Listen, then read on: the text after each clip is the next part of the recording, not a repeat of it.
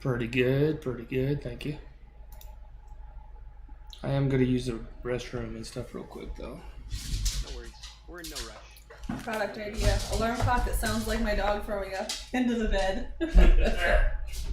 Oh, I've heard that before too many times. Stay open so long on this one page that it permanently automatically opens to it.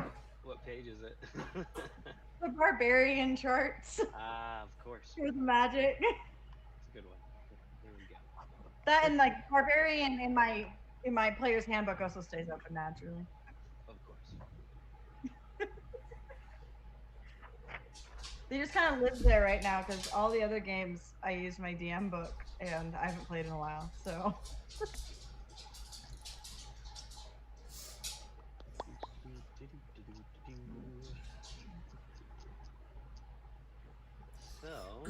Yeah, let's give while we're waiting for Jessica, why don't we give Kobe a little rundown? Yes, please. Of the what's the polite way to put it? Well, there isn't a polite way. The shit show that went down. Let's be honest. Hey, I'm just impressed that we only had one die. Oh my god, this is so true. Like, I was sitting at 5 hit I have points. learned in my, it says For almost 27, an I'm hour gonna say and a half. 37 years of life, that you cannot send 2 questions to a man in the same text message or separate messages before receiving a reply to the first one. You will only get an answer to one of your questions. Yeah. Simple creatures. 5. Slow it down for them. I Like mean, I have to get an you're not- answer to you're the not first wrong. one before I know. There's sometimes dice I know roll. you've completely skimmed rolled- over things you that I've rolled odds texted you and and only evens. answered the very last thing that you saw. Go. You rolled odds and Go. evens and it hit her and not me. Dang. Yeah. She gets a better character now. I think she'll have more fun. I think everybody burned through their inspiration, so if it's marked on your sheet, it's gone. We used yours. It's gone. There is no inspiration in any format. Trying to save someone's life by giving away inspiration. So. Yeah. We officially now have everyone has swim speed but you. Nice. So I have a swim speed. It's just not very fast. It's half. Yeah. Slow and be sure. It's all that armor. But I don't wear armor. that's because Varys swim really fast and he's got full metal armor on. That's what it does. Like a diver suit, isn't it? Yeah, he's got like the mariner's armor. So. So he can swim, but he can't breathe underwater. And then Dardane can just breathe underwater, but he sinks to the bottom. Yeah, pretty Does much. give him swim speed though. His helmet does. Though he still probably sinks to the bottom. Yeah, no, so we finally got to the box and all of a sudden we get attacked by a kraken. He's taking the shit down. Kraken? Yeah, I'm assuming so. Lots of tentacles. Lots of tentacles everywhere. Hence why we all nearly It died. was, but it had tentacles, that's for sure. I'm going to assume kraken. Nice. Or But yeah, giant squid of some type. so you guys made a mad escape trying to carry this big, heavy box. And we got it to the top floor. And we got it lost. to the top floor. But then people started falling unconscious when you made it to the top floor. And then after everybody was falling From unconscious, what? From tentacles? tentacle smacking plus other monsters. It's still in. There's like on these, the there was schedule. more of those like little like. The maw Apparently demons. they're not little. Mm-hmm. Because I was thinking like tiny little things, but apparently they're people sized. Yeah, they're people sized. They're Oh, they're a jeez. medium sized creature. They're at least dwarf sized, I'd say. The picture makes me feel like they were like hunting size. Yeah, they're kind of squat, but you know they're as big as a dwarf. Whoa, but like I was thinking more like Pomeranian hunting size. Right, right. Like, What happened to the other the picture ship? has no keys of size. It just gives you a picture. What'd you What happened to say? the ship we came from then? You guys, Oh, we're back on it. you're back on it now. So Oh, okay. they had parked their ship a good like 200 feet or so away from the wreck that you guys were on. And the And little then there demon guys saw the giant tentacles and started paddling towards us. Thankfully. Mhm. Luckily, the dwarves were brave and tried to come save you by paddling their little. And then rowboat. terrified because I pull out of the water with a dead body. So. Oh, with Myra. Yeah. I dragged her all the way. It's better than betraying us. I thought they'd betray us. But yeah, so if you'll remember, when you guys were exploring down below, there was one room that you guys kind of skipped that had some more of those bundles wrapped in the silks and spiders, and you avoided touching them this time because of what happened with the other bundles you touched. But when the attack started, they bursted out and headed up towards the top, and that's where they started attacking you guys. So that's pretty much where things really went bad, and people started going unconscious. And then soon thereafter, this giant monster with the tentacles just completely overturned and capsized the boat, flinging you all into the water. And I think one of you was trying to hold on to the box when it got capsized like that, but failed the strength check to continue to hold it, keep a grip on it. Yeah. And so it started sinking. Yeah, I'm pretty sure that was Dimitri, actually. I tried to hold on to it? Yeah. Yeah, it might have been you. And at that point, it wasn't worth it, and it's still not worth it. Yeah. I don't care. Do y'all know if Jessica's going to be able to make it or not? Has anybody heard from her? I thought she said she'd make it. Yeah, she's gonna make it. Yeah, she says I can do tomorrow.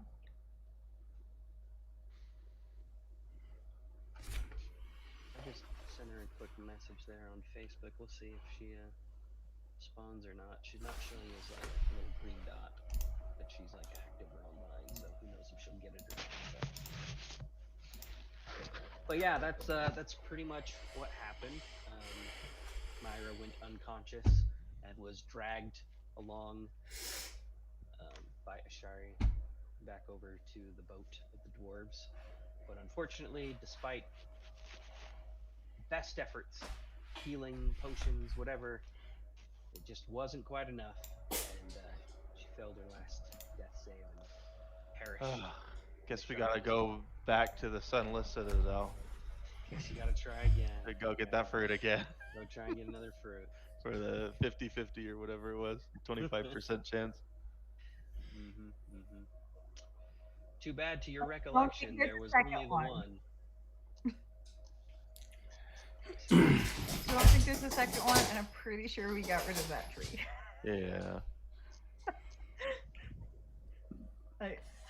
Well, once set it on fire. maybe we get Gardain to level 5 and he can do some weird undead crap. We can raise the guy and we can ask him. Do cleric things. Oh yeah, speak with dead is a 3rd level spell. I can be like, hey, how do we make the fruit? Alright, well, we can go ahead and get started, I guess, and hopefully Jessica can join us. Still haven't heard back from her yet. But that is basically where you guys stand now. Cool. After frantically dealing with the waves and the thunder still crashing, rain pouring down on you as you make your way back to the Soul of Winter, you all are sort of left with the shock of everything that's just happened. Attacked by some sort of giant octopus or kraken or whatever it may have been, and the loss of a potentially very large payday looming over you, as well as the death of a friend, whom you've now carried back on from the little rowboat onto the Soul of Winter itself. Captain Wolgar, having exclaimed, "What the hell happened over there?" and seeing the dead body and quickly giving the orders to his crew to lower the sails and get the boat turned around as fast as possible, not wanting to chance the octopus deciding to take on a second ship. It's probably only got like 10 hit points too. Probably. You should definitely check. I'll shoot a firebolt if I'm within range of All right, give me an attack roll. that. I'm not within range. It's 120 feet. Give me an attack roll. Yeah, we're not moving range.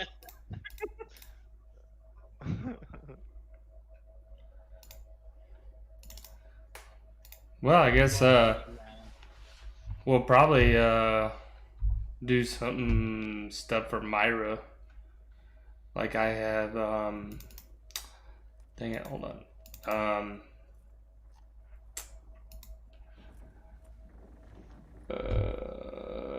mind. I thought I had. What sucks too, though, is if I was there, I would have used my rock feather. And we didn't even remember it existed. Nope, that would have been perfect.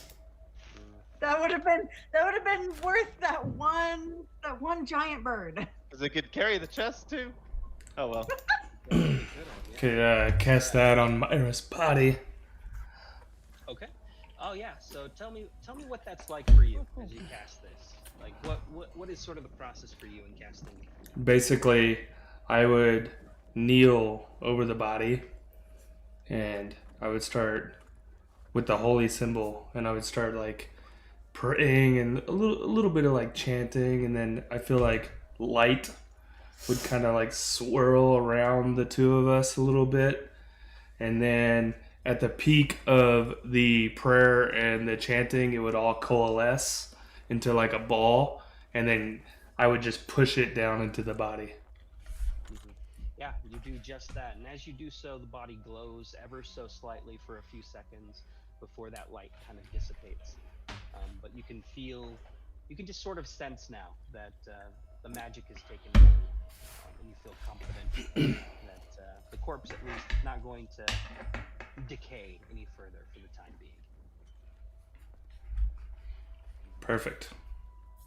And then we could give her a proper burial, or I don't know what she does for her people. Really I would- is it secret? I would probably look to Ashari and be like, would you like to say a few words? So at the end of the last one, everyone was like scattering, and I had already started doing the songs of mourning of in Opian. Like you can't understand it, so I'm technically already there doing what sea elves would do to like prepare for the send off. I've like taken her worldly possessions off, so like all the money, all the overlarge trinkets, all that type of stuff. It's just because just stripped down of the worldly possession type thing. Mm-hmm. So whatever was in her bag is now not on her. Gotcha. Don't know how we're going to separate that out, but that's a thing. Okay. I'm leaving her armor. I'm not stripping her armor off. It's not happening. It's too much movement. Right. That would be the hide armor that she had specially crafted for herself back in Salt Marsh. Yeah. That can stay. Yeah, but all of that's fairly easy enough. Will to do. retrieve the You get, immovable rod. I do. I definitely make sure the immovable rod is in my bag. Gotcha. Okay. I lost as all the of rope, this, but we have the immovable rod. probably a good call. I'm just sad about my rope. Oh, that's right. You did basically lose your rope. It was attached to the. Attach the box. To the box when it sank. I Dang. didn't Yep. realize that. Wow. But So yeah. I lost the most useful piece of tech I've ever owned. So now we're on our own. You're definitely getting some, some looks and gazes from the dwarves. They're keeping a respectful distance as you're doing all of this, including your little spell and ritual there, Gardain. But for the most part, they're busy about trying to make sure the ship is on its way and as far away from the mess behind you as possible, as quickly as possible. But nonetheless, you get a couple stares and a couple nods and words of condolence, as it were, as they look upon your fallen comrade.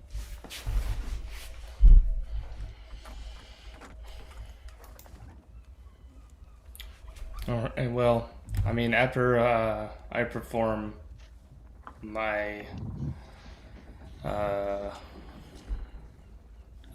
what would you call that?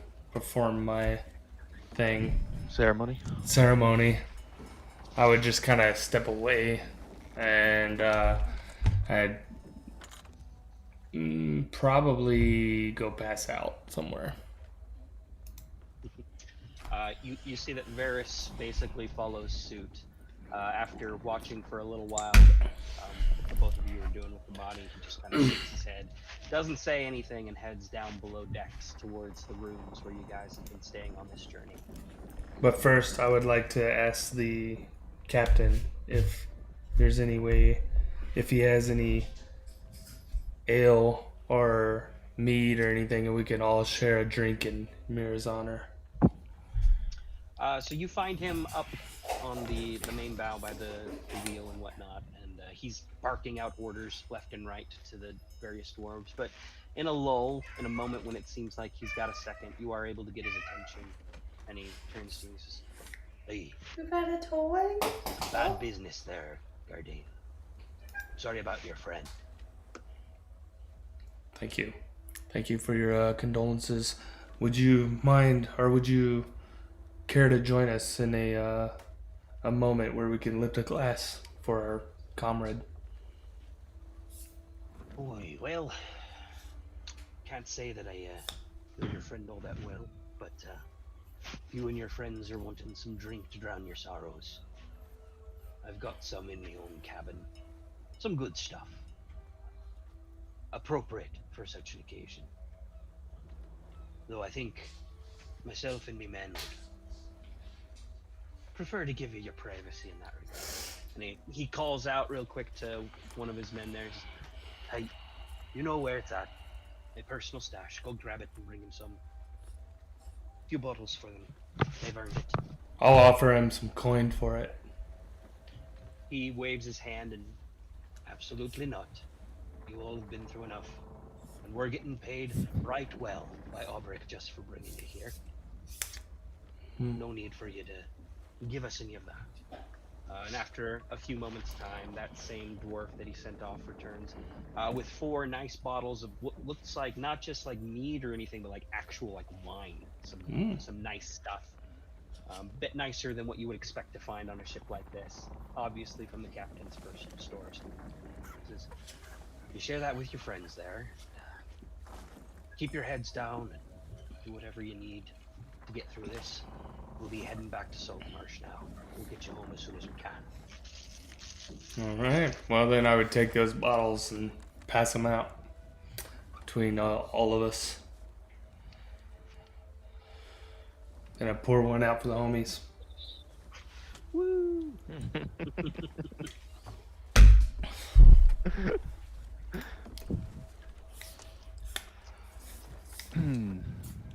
I wish Jessica was here so I could ask her if she had a cloak. Don't remember. Well, we can take a look at her sheet here. It doesn't say anything about clothes on her sheet. Doesn't, Yeah. does it? I was looking, but like lots of things just ends up in our notes because it takes too much time to put on our sheets. Right. I know I'll like have like random things that I actually do have, but it's just in my notes and it's not on my sheet because it's too hard to get it to go onto the sheet. Adding things is tough. And so like I have like healing potion left on my sheet and I just click on it and like put numbers in when I have them so I don't have to constantly re-add. But like even I don't have my clothes marked on my sheet.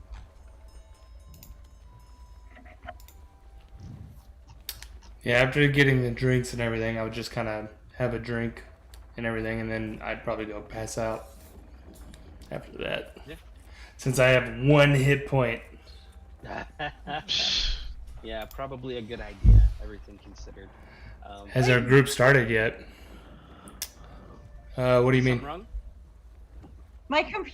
So my Windows thing updated and it has that like weather thing in the corner, and my mouse went over it, and it opened, and I couldn't tell what I was doing.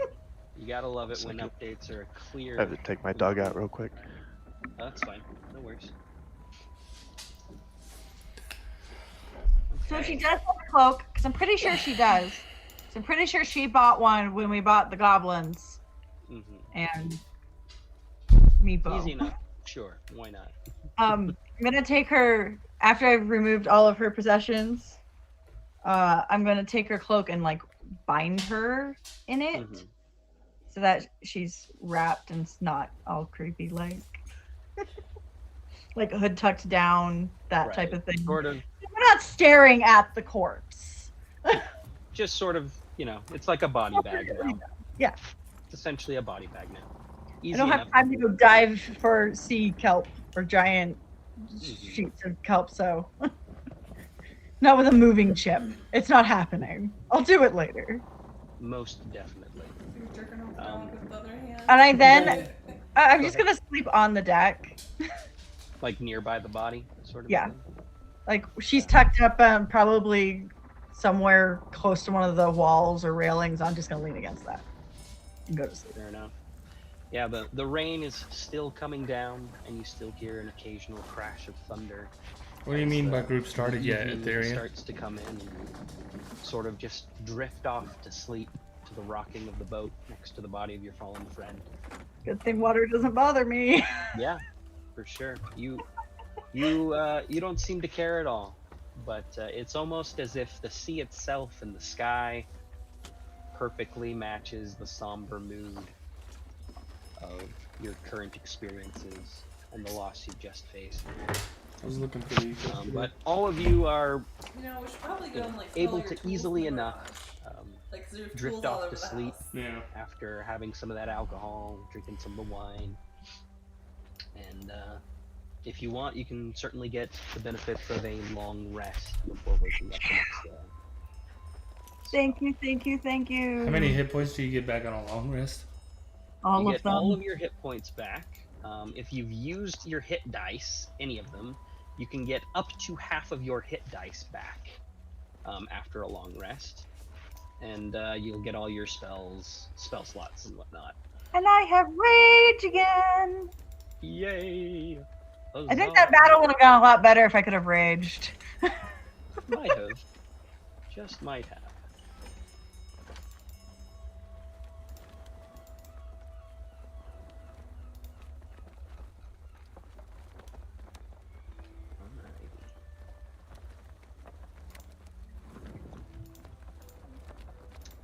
So once you've got that taken care of, I'm gonna take care of it here for Varys. Let me get that sorted here. Okay, let's see.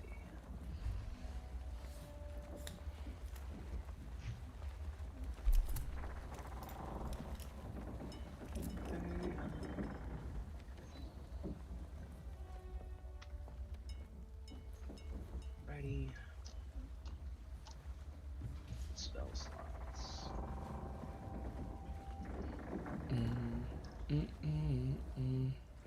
So I'm pretty sure Myra had more, but it wasn't all on her list, so I have to wait for Jessica to give me a list A list of what she actually had. all Because over your all that was on there is like Arcane Focus, the Explorer's Pack, like the basic stuff that she had. And I know she has like a pair of shears and a scythe and a few other things. Yeah, she must be keeping track of that stuff like on her Yeah. personal notes instead of on her sheet here and Roll20. Colby, you guys did get a long rest unless there's something else you want to do that night or anything like that. Just assuming that y'all went to bed, With the big ass ears. slept off the sorrow of what happened today. Nothing yet if we're not giving Myra a funeral. Doesn't appear to be at the moment. So he casts Gentle Repose, so Nope. We got 10 days. Nope. we have 10 days. It's going to take 5 to get back to Salt Marsh. She'd want to be buried in a coral reef somewhere. Okay. I'm assuming there's a reef close by to Salt Marsh. There's plenty of reefs in the region. You could easily find one, yeah. You Cool, would cool. definitely know that as a sea elf yourself there. So. All right. But Nothing yeah, you from me can- then. Lots of coming. You can get the benefits of a long rest then.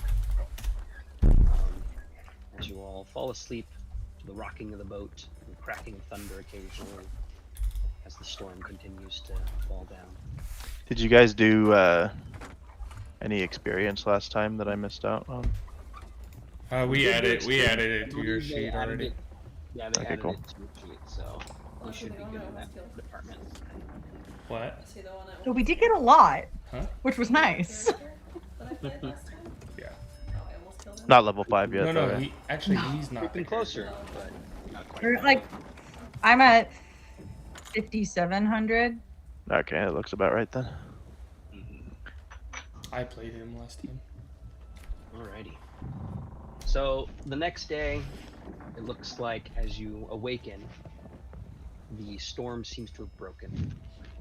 The clouds are parting, and the sun is rising to a clearer blue sky as the ocean calms more, and it appears you'll have more smooth sailing, at least for today, heading back in the direction of Saltmarsh. It took you guys roughly 5 days, I believe, to travel from Saltmarsh to where you eventually found the derelict wreck of the Emperor of the Waves. But Yeah. is there anything you'd like to do while you guys are starting this next day here aboard the Soul of Winter with your dwarven shipmates and whatnot? Your fallen companion still on the deck, lying next to Ashari.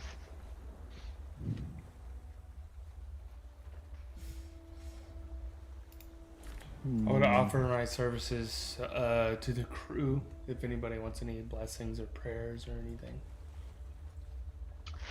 So you go around and you bring that up to a few of them and offering your services and the blessings of Muaman Duathal to them. And several of them, thank you, but for the most part, they seem more focused on their work.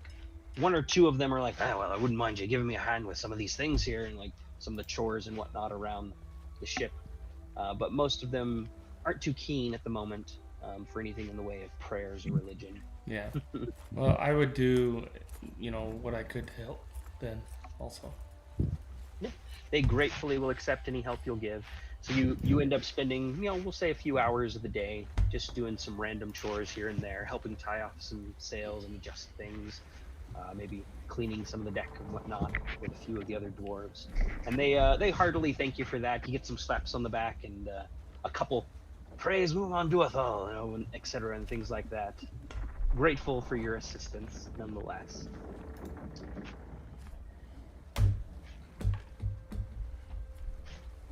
Well, that's pretty much all I got. I am. just- Oh, Go ahead. you.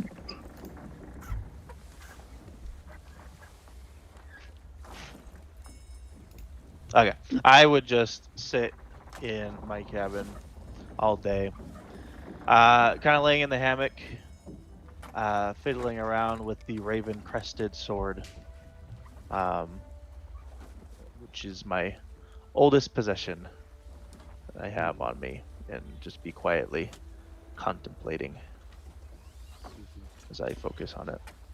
So give me, let's see here, roll perception. Oh yeah. So, He's comfy. He was asleep, like his head down and everything. He's comfy. plus You know, 0. He's like Okay. comfy when he lays like that. So Yeah. 10 is enough, simply because you are kind of focusing on it. You're just sitting there staring at it. You occasionally look away, but you swear at one point, No, you don't when you look away from your sword, for just a moment, lay back and doze you off. swear you see that raven move. Just ever so slightly, the wings flutter. You look back and it's not moving anymore. Hmm.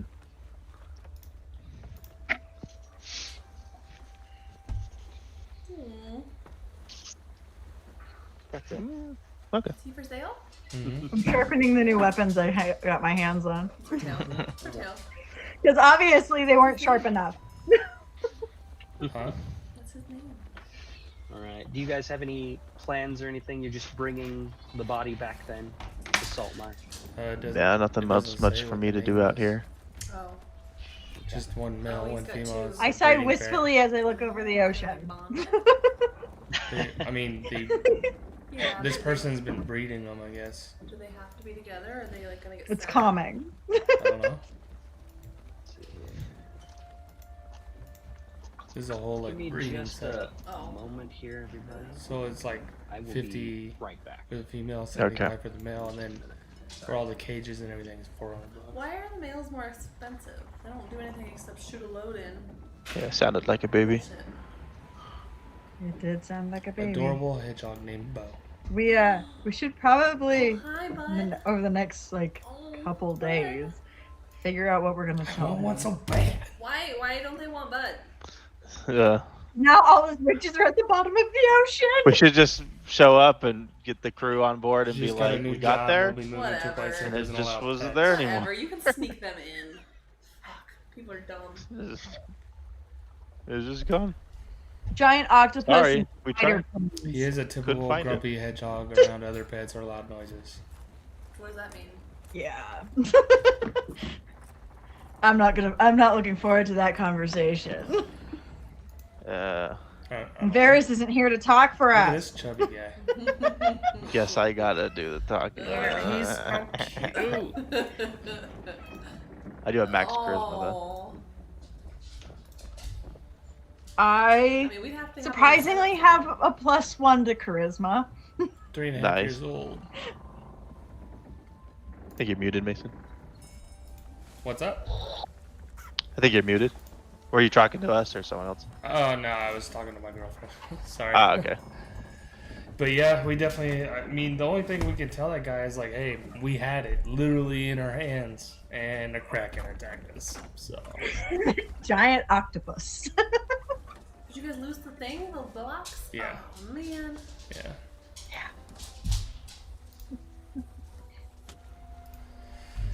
How was your trip? Mine? Ooh. It was, Uh, I think we all went on trips. didn't. Well, I think I just thought I knew about Kobe going on a trip. I went on a trip to the hospital. Oh, well, that Give birth to a doesn't- baby. Oh yeah, that's right. Yeah, yeah. How'd that go? Oh, we good. She came out fine. Well, that's good. Nice labor. All healthy. This is Pretty much everything's good. Spot. Oh my gosh. That's always Does nice. he have spot? Yeah. What's his name? I don't know. His eyes are wife huge. recovered. Yeah. Well, he's Pretty also quick small. too. He's 9 months old. She wasn't like dying or anything. That was always my biggest fear, was my wife dying in childbirth or something. He looks smaller than It's always that. an irrational fear I had. Bo is cute. Yeah, that would not be fun. It's a fair fear. It's not irrational. Yeah. Well, just irrational because I know the chances were not very high. But yeah. Hmm. $75 Shota. for a 4-year-old. They only lived to like 5 or 6. I don't understand why people are like, I have to get rid of them because I'm moving. You can literally sneak those in your fucking apartment. Yeah, but some people don't want to risk that. Well, you shouldn't have gotten one if you weren't going to make the commitment. Fuck. Patches. Yeah, I wonder where she's at though, Jessica. There seems to be a lot of them in there. Oh, there's not a lot. It looks like he's missing an eye or something. Yeah, what happens? Oh. Oh. 4-year-old Patches. He's the sweetest little boy with a missing eye. Oh.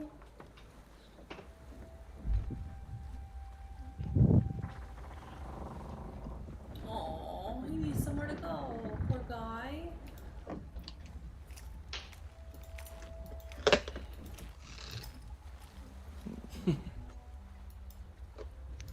Pat just needs like a place to retire and die, pretty much.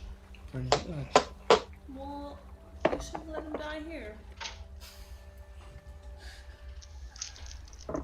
You know how like sad you would be? He's It in would be Roy. sad, but at least he would. I would know that he's taken care of. He's in Roy. Who? Patches. Yeah. Yeah.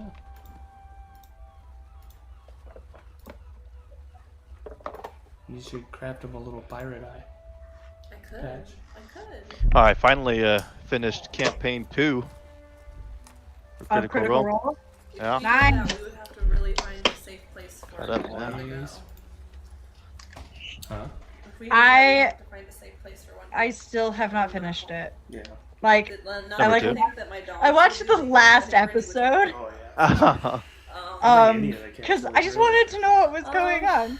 I Yeah, don't think right. they would. Um, My cat So I watched the last episode, but I missed all of the Lucian They're not slash others. whatever Yeah. battles. Yeah. Dang. But I That- feel like they the would final maybe battle was really sick. unintentionally cause harm. Yeah, that I saw that enjoyed one. that. Even, and I got to see most of the aftermath of like after they got to the Sacred Grove, but that's that it. would have to be something we'd have to like make a space for. I guess not that final battle, but the Yeah. final battle with Lucian was Yeah. crazy. I thought it was a really cool enemy.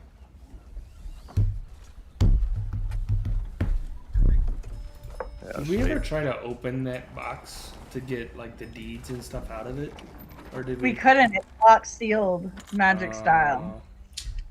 It's a lame. magic protected box which kept all those documents from getting destroyed and ruined in the water. So technically we could go back. I just don't want to because there's a giant octopus. Thing. And anyway, how in the world are we going to find one spot in an ocean? Yeah. Chances We'd of have to finding that do are super underwater, slim. and then half of us can't do that. Plus, we have a battle with the Sahuagins coming up Yeah. and stuff. So, We don't really have time to go hunting for a box. and whatever the Salmar City Council wants. It's like we work for them or something. Technically, we do. And they gave us a boat for it. Still haven't taken that out yet for a spin.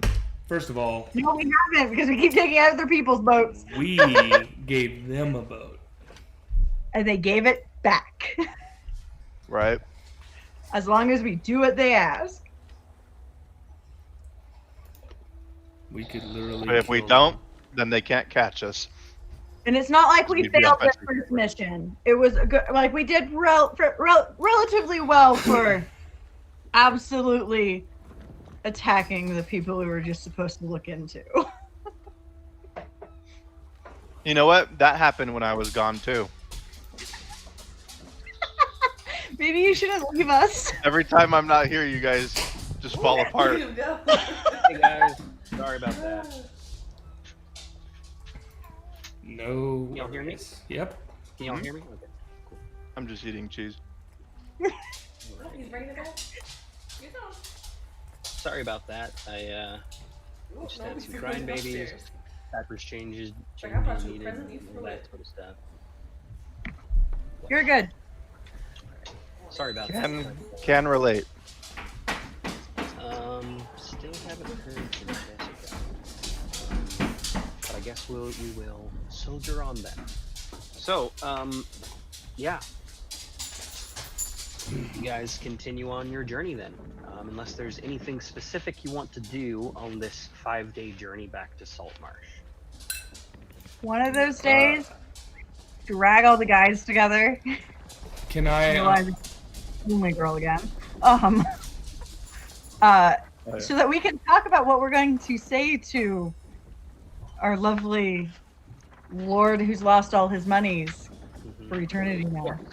Opric Dralian, as you recall. So I would like to spend those days trying to learn how to sail and /or swim. Because it seems like we're on the water quite a bit, and it might be important. You want swimming lessons? I want So swimming the- lessons. So the swimming's going to be a little difficult just because the ship is going to keep moving regardless, right? So if you get in Right. the water... and But try if to we- do- Baptism well- by fire. Like, if we get a lull, like there's no wind, ship's not really moving, you know. That'll definitely happen over the course of the 5 days. Sure, yeah. You guys And lose then- the wind for a little bit on like the 3rd day, we'll say. And that'll And give I you a know chance how to to swim. jump in the water if you want to practice some swimming. Cannonball! But when you teach them, it's like something you've always known how to do. So it's kind of like that. You're a master, but you suck at teaching it. Yes. To a beginner, because you can't remember a time not being able to. So it just It's doesn't just make so sense. I don't know how to doggy paddle. Like And Okay. when the ship's moving and stuff, and we're not able to stop and swim, I'd be asking like sailors and stuff for like sailing lessons. Yeah, you can do both of those things. We'll say that for the swimming lesson, since your teacher is a bit inept, unfortunately, and it's just not something that you're used to. You know, you're used to being on ground or in caves and mountains and things like that.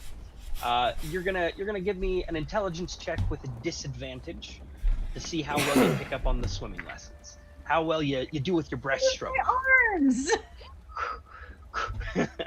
You're horrible. All right, so So I sink. you know, so yeah, Save you me! nearly drown. You nearly drown a couple times. Luckily, your swimming friend here prevents that from happening. Did you But leave your heavy armor on for the lessons? I mean, I You would swallow assume a lot not. of seawater. You get to know the taste of salty seawater very well. Which Over is the funny. course- Because you can breathe underwater. You know, us dwarves, we weren't made to swim. Nope. Yep, you're just like sinking.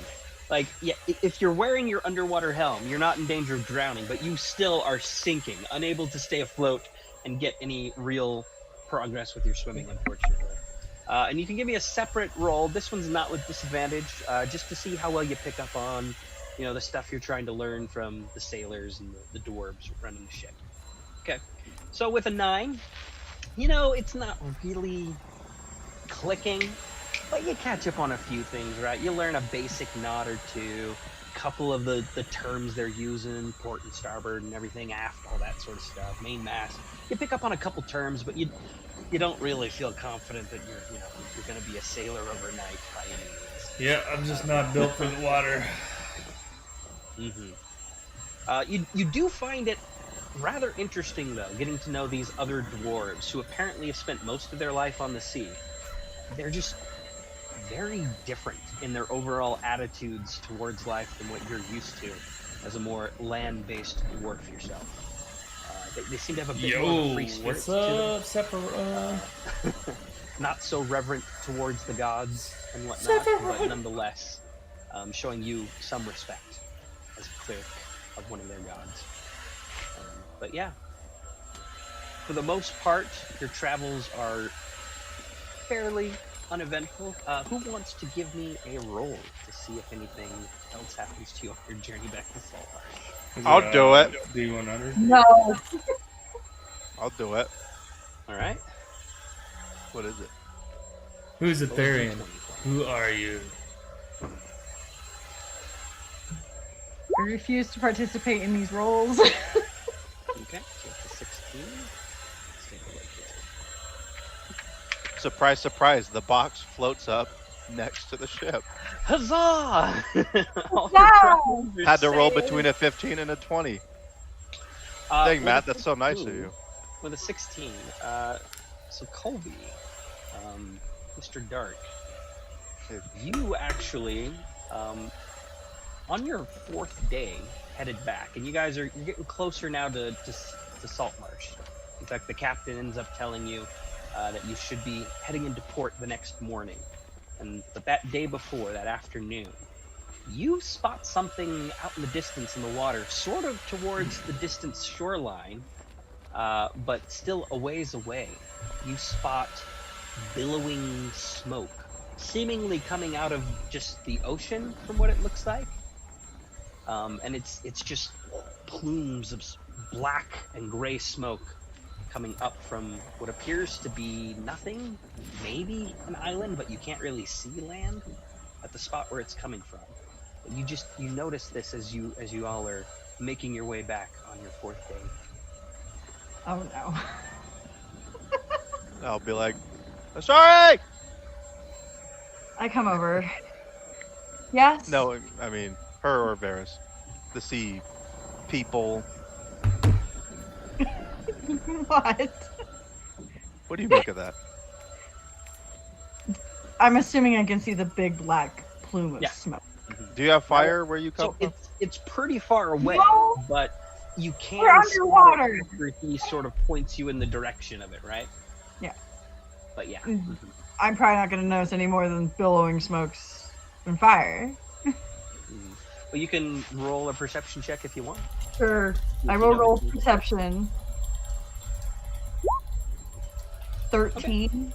So with a 13, you sort of squint and you look. Maybe you sort of like climb up the main mast just a little bit and peer out over across the water. You can see a little bit more clearly that it does appear to be originating from some sort of small island in that direction.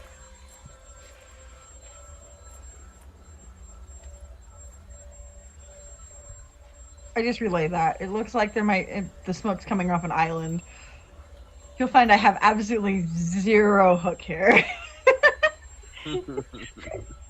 We got a dead Let's body. just leave it. Let's just ignore it.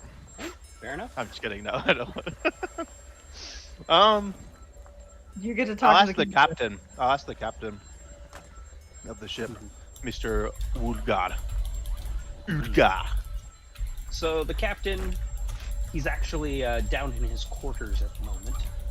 But I would just once be you like, dun speak dun with dun the dun dun. crew, they direct you to his quarters, and you knock, and he lets out some profanities. "Ah, who's bothering me at this time of day?" And after a moment, though, he finally comes up, and you can see that he's like in his small clothes. He's not actually dressed, almost like he just jumped out of bed. And he says, "What do you want?" Well, Oh, sorry, Mr. Captain, sir. oh, it's you.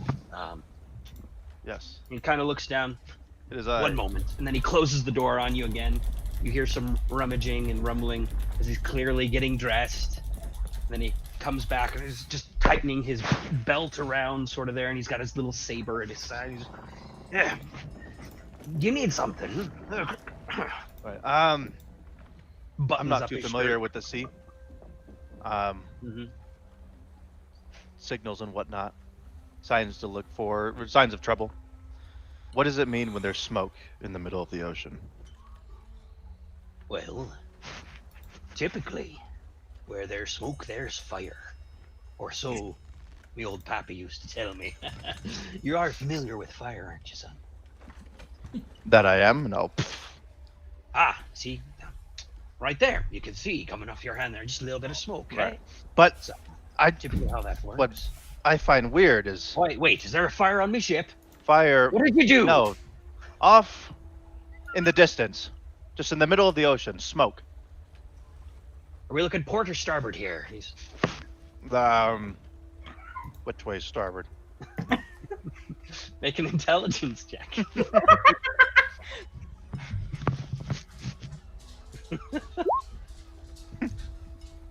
You're not sure. Uh, Oh, thanks, man. starburst, I guess. Starburst. So he turns to the right. I don't see nothing. What are you getting on about? Dimitri. Over here. No, that one right there. Port? You're worthless. And you see him reach down into his side, into his little bag that he just, strapped around with his saber and everything. Pulls out, this little telescope and looking glass. Puts his eye up to it and surveys the horizon out to the ocean there on the port side. And he sort of squints through and he says, "Oh, hey, there be smoke there indeed." He drops it down there. He calls out, "Oi, grab me map!" And you see one of the other dwarves sort of run about and run into a different room there on the ship, and then come back out and holds out a nice map that seems to be an ocean chart with the nearby coast, as well as you can see like a dot for salt marsh, as well as Seaton further down on the eastern coast and everything like that. And the captain sort of looks at it and looks at the charting that he had done so far for your trip and whatnot. You can clearly see sort of the path that you all have traveled along, and he says to you, "Hey, well, that be interesting there. Looks like the old Isle of the Abbey is on fire, if my coordinates are right. Huh. Well, And I'll all the just better get if up you really ask me. close to his face, looking out in the same direction, with my one uncovered eye, like this. Just like that." Just like, be like, He looked at you and he's "Who's like, Abby?" "I don't rightly know that. Stop that." And he kind of like whaps your hand away from your. You look silly. I'm not gonna stand for that foolish. Are you mocking me with that? No, This is a fine crafted piece used by only the best of sailors. yeah, and I don't have one, which is why I. Does your hand make you see further into the distance? No, I don't suppose so. I just thought maybe Well, it then would knock it help off. focus. Anyway, regardless, Where can I? that there be Sorry, I'll the ask later. Isle of the Abbey. An accursed place, if you ask me. And if it's burning, then I say all the better. Onward we go. Put it away from your mind, then. Leave it. Don't know if I can. Leave it.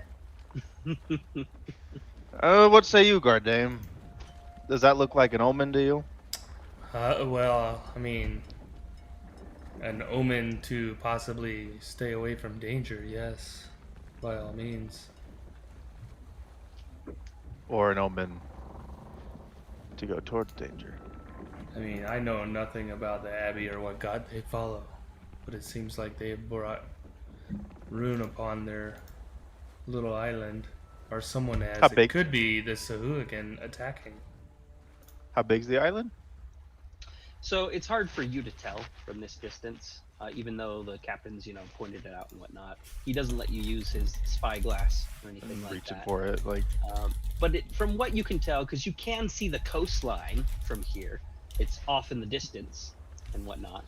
But it would have to be a somewhat small island, but the fire seems like it's big, so it's hard for you to really judge just how big this island is. Somewhat small being like you couldn't have a village like Salt Marsh or anything on there. No way for you to know that from this distance. I would ask the captain if he knows anything of the inhabitants of this island. So he turns to you, Gardain, and he says, I've only heard a few stories. Riddled with the clerics of some evil god, and apparently they have dealings with pirates and the sea princes, no less. Nothing I want to be anything near, thank you very much. And so me and mine, we steer clear. And that's what will be happening here. And I see that look in your eyes there, Mr. Dark. Don't you even think about it. You bloody adventurers just lost one of your friends. You sure you want to go off risking your life right now, right after? Bloody daft, if you ask me. Let me tell you right here and now, if you've got that in your head, you can do it yourself. I'll give you a rowboat and you can paddle your way out, but we're heading back to Saltmarsh. Well, Well. I guess that solves that. Well, if you're offering. No. I just Listen, come over and drag him away. Like, no. Listen, No. We have a body to bury, and then we can go on stupid, crazy shit. Let's go. it's not. Body. I mean, it's intriguing buried. for sure. It's People- intriguing for sure, but We ain't I dealing it. just feel, as a scion of fate, I Well, just this feel like plan- we're meant. Telling you no. What if somebody needs us? It's covered in evil people and pirates. No one needs it. But not all of them can be evil. The island is run by evil priests. Maybe For an someone evil trying to get off god. the island. No. Well, I mean, evil is in the eye of the beholder. And we can take our own That's boat true. back. He just offered us a rowboat. We can. I'm not rowboating. We can come back, put a pin in it. I love it. Can I get that in writing? We will wait. We will I'm not angry remember. about this. You don't have to be. Last time we ignored the call to action, somebody got sacrificed by evil people, if you remember, in the swamps. Last time I was the only one who wanted to respond to the call to action. Everyone said no, we'll go back later. Talking about the giant And what moving- happened? We came upon the scene of death. People lying on an altar, helpless, and we could have saved them. I mean, if there's common people in danger, I have an obligation to help the common people. I as well. Guys, we are one day away from burying Myra. One day. We were just 15 minutes away from the last cry for help. Myra's got 10 days, and we'll give her her proper burial. But this boat's not going to be here. And I'm not rowing back to Salt Marsh. There's a difference. We should arrive to Salt Marsh. Whatever be- happened Salt Marsh. to good old-fashioned heroics? I'm a smuggler / thief. There is no heroics in my line of work. I have my selfish reasons too. You hear the captain chime in at this moment and says, "I'd listen to your elven friend here. This is no place for y'all to be running off to now." I know, but it just feels like if we could save even one life out here, maybe there was some purpose in dragging Myra out here and her falling. If even it was only meant to trade her life for another. Our teenager that we didn't realize was a teenager because we all keep forgetting. Right. She was what, 14 years old? She's like 17, but still. That's her name. Well, so technically, she was like 17 in elf years, which means she's like 60 or 70, right? She's technically a lolly, but she's 3,000 years old. So mentally, she's like a She's teen. still a child. Oh my gosh, she's a stereotypical lolly. I didn't even realize that. Wow, that's not cool. Wow.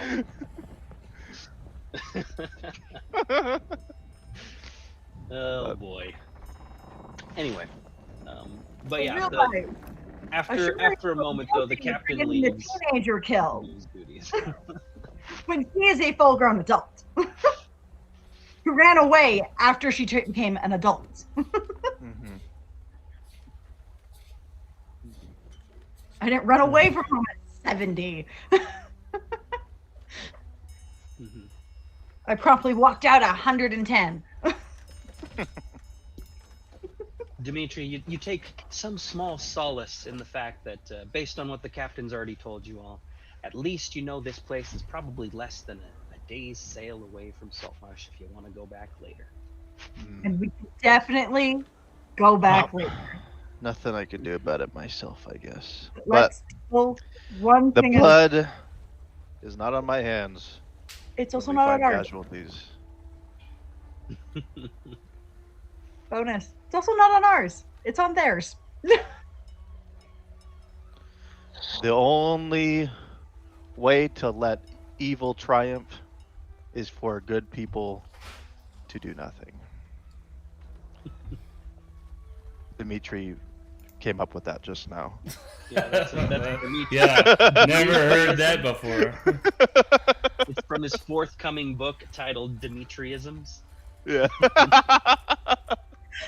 What was the smugglers? Bestseller competitor to something? Damianisms. What? The Prince of something. I can't remember what the Darkness. the people who smuggle humans. Oh, so the sea princes. The Sea Princes? Mhm. I was just writing down my notes. Should we hunt sea princes next? That'd be awesome. Yes, we're gonna hunt a smuggling ring so big that the kingdom can't handle it. That was something we expressed interest in. If this is Yeah. only Well, didn't a day's sail away from Saltmarsh, I might want to bring this up to the council. Mhm. Okay. So, We can get paid for it at the same time. I guess so. We can sail out to the creepy place and get paid for it. Well, I'll hold you to that then. You bring it up, we will attempt. all right. So unless you guys are gonna jump ship and head that direction, I assume you stay on board and continue to Saltmarsh. Yes. Mm-hmm. Okay. Yep. Then I jump off the ship. All right. Dimitri is going on a solo adventure while the rest of you head back to Saltmarsh. You all get to spectate. Dimitri, let's get some athletics. I'm checks. standing you close do enough to swimming. Drown him. immediately. I grab him, and I'm like, "You're going downstairs." But I just drag him downstairs. As I'm like, Try not to stop me. as I catch air, just. No, so I kind of love this actually. Just he's so heroic. He's like, I must go and save whoever is there. And Like he's I look, going- Mello does how Yeah. like I'm accepting reason and being a team player, and then I. and then make a suddenly break he for it. bolts. I love it. I love it. I absolutely He's love it. not only bolts, but I've been expecting this because this is Dimitri. I Okay. know Dimitri by this point. I've grabbed him already. He's down. So here's the question though. Do you grab him before he jumps, or does he make it in the water? Let's roll for it. Contested dexterity check here. Just a regular check. Yep. Contested dexterity. Damn, he made it. Woo! All right, he makes it in the water, so you actually have to dive off the side of the boat to grab him No, I and don't drag him dive. back. I stare over and it's like, you gonna swim? Yeah! I'm just gonna swim as fast as I can, thinking I can totally beat Ashari. Mhm. I give him like the 30-second head start and dive after him and land in front of him. Yep. Pretty much. And I'm just gonna like go underneath him, grab and drag real quick. Make him realize he can't swim. So she's a barbarian. She's a lot stronger than you. We can contest this if you want. We can do a roll off. Okay, But sure. it seems pretty clear to me that she'd have an advantage here. But yeah, if you guys want to fight it out, you can. Watch this, not 20. I rolled a dexterity save by accident. That's all right. So a five strength for Colby. Yeah, roll strength. Hey, it's a tie. You actually are like kind of stalemated in the water, just kind of splashing about a little bit. Ah, no, I want to go. No, you're coming back to the ship. I'm wasting a rage. You rage. We doing another one? Contested check again. Strength. All right, you're not. And gonna I beat get advantage this on nat it. 20, though. You do. You get advantage because you're raging. Nat Whoa. 20 dragged back onto the boat. I was hoping I'd get a nat 20 too. So close. So close. Drag Alright. his ass back. Yeah. So she like ties you in a knot, basically. Your arms and legs are like. Ah! I use his own hempen rope that's hanging off of him and wrap him up. There we go. He's And she hauls you dragged back back. up to the ship. Curse you, using my own devices against me. And Curse you. When you're brought back up, you get a bunch of like just shaking heads from all the dwarves, Dimitri. They're just like, "What is wrong with this guy?" including Gardane. Gardane and Varys are both just, what? Yeah, Wow. Varys is just kind of like stoically folding his arms and just kind of shakes his head. Doesn't say much. And I'm standing there drenched, just glaring at him like, dude, really? I drag him back down to his room and like jimmy the door so he can't get out easily. You're You've been thrown on the grounded. bridge by your own crew. Misty step. I'm outside of the ship. No, I'm kidding. I don't have that spell. Oh man, if only you did. That'd be so funny. That'd be so funny. But no, I don't have that spell. I took Shadow Touched instead of Fate Touched.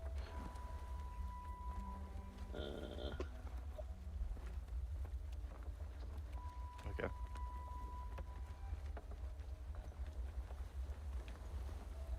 Okay, just a second. I got a message from Jessica here. Give me a moment.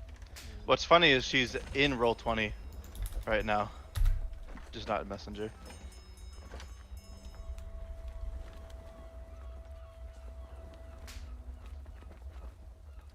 Oh, there's Salt Marsh.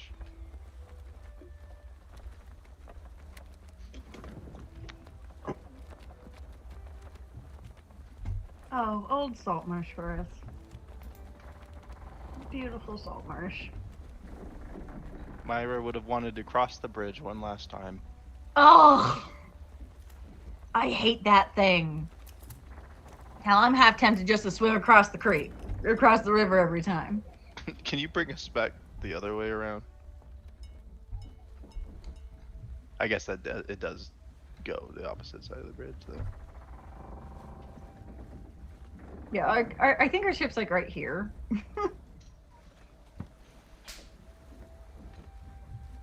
I don't have anything for you, dog. I don't know why you're begging. It's just wax. It's not cheese. But it's the stuff that has cheese in it normally. This is what had it. Yeah. Yeah, no, It's my nothing. dog today had I had my front door open, and my dad's dog, because I live in my dad's basement apartment, just Mhm. waltzes in and like gives me a look like I want my treat because he knows I have treats under my sink, and then he just walks out. Not even Entitled. pleased. Go away. Don't have anything. Go away. Go. I think I'm going to throw it to him now. He'll eat it. Don't do it. I know. He'll Oh, eat darn, it, that's for my- sure. And wax is not good for the tummy. Okay, so she's not gonna be able to make it tonight. She just forgot pregnancy brain sort of stuff, and yeah, she's out with family, so that's fine. We'll have her for the next game and introduce her new character then. Nice. So, yeah, where were we? You guys were, you had just jumped off, brought back on, locked in your room now. Anything else going on as you guys slowly head back towards Saltmarsh with the billowing smoke from this distant island trailing off behind you? Nope. All Just right. making sure Dimitri doesn't jump. Okay. Well, fair enough. You guys Again. do once again find yourselves coming into harbor the next morning as the sun is rising, fairly early in the day. As the soul of winter makes its way up to one of the main ports here in Saltmarsh, begins to dock and moor, weighing anchor and everything, preparing everybody to disembark.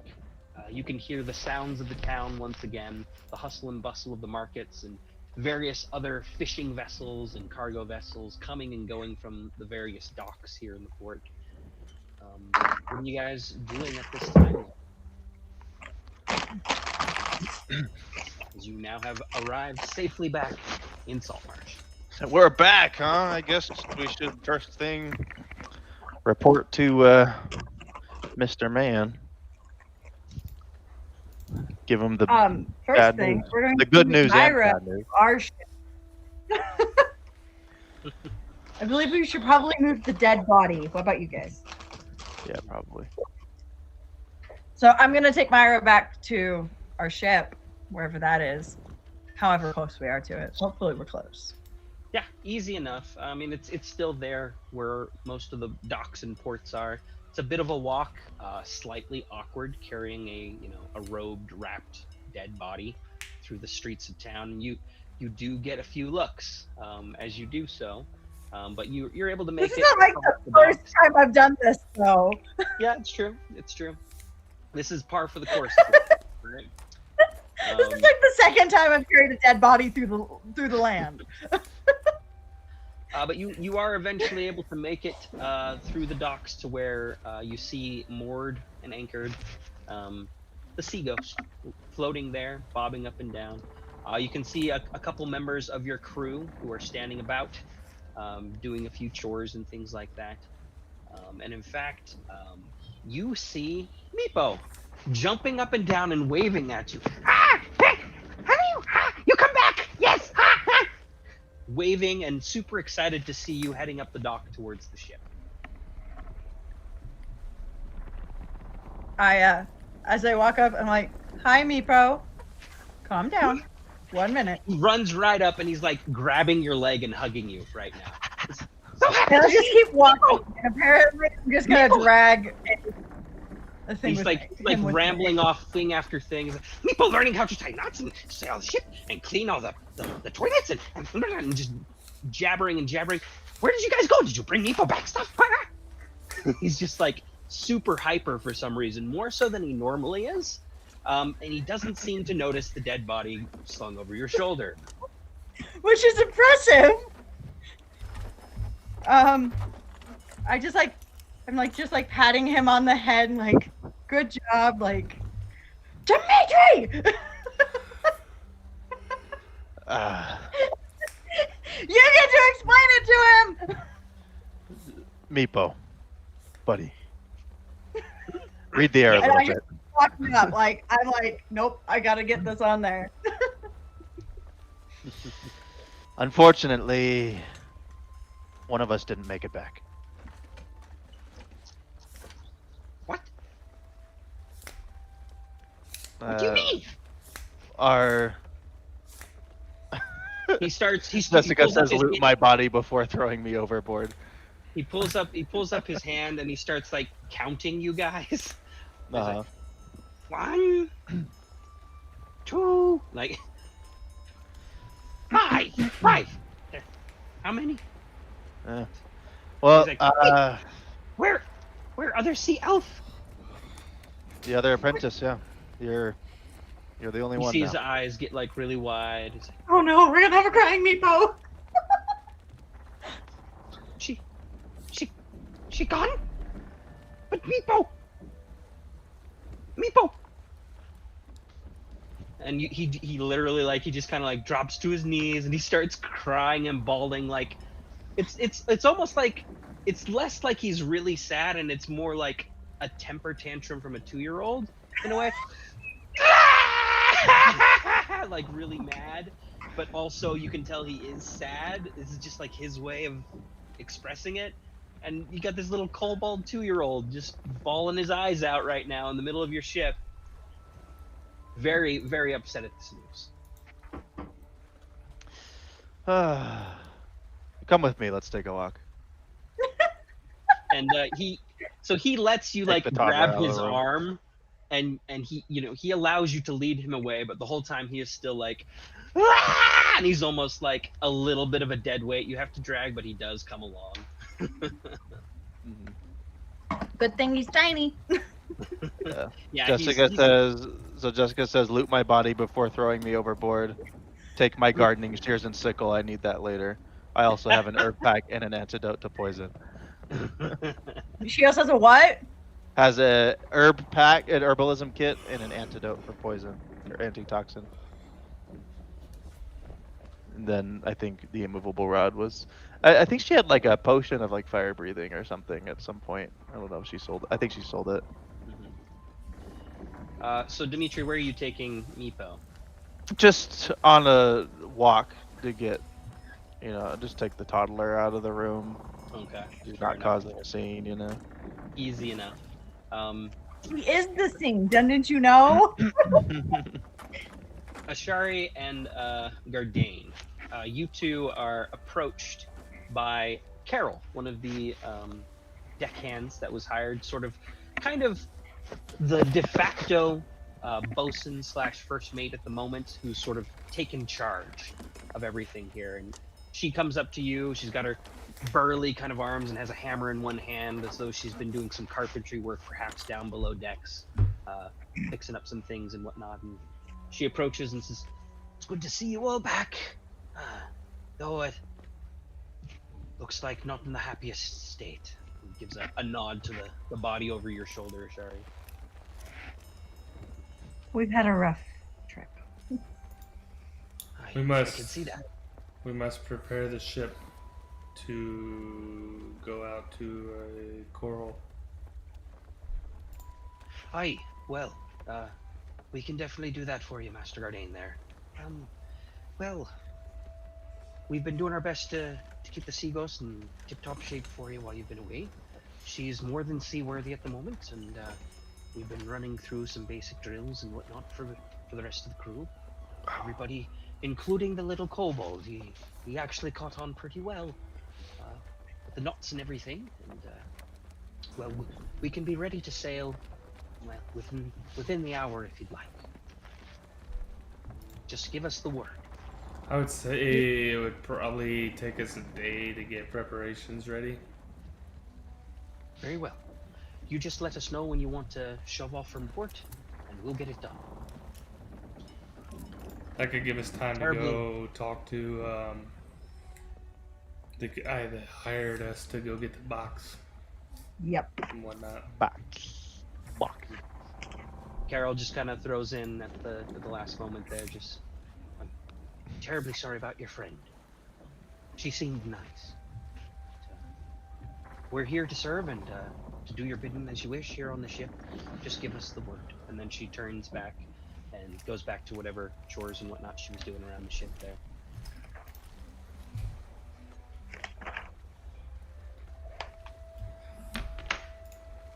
Well, I'd say at that point, I'd drop off whatever burdens I have and then get ready to go talk to, what's his name?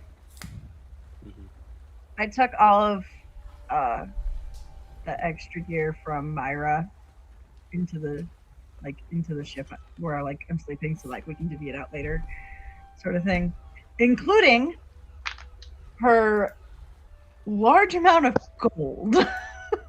Yeah, she was loaded. Nice wasn't she? inheritance. Yeah.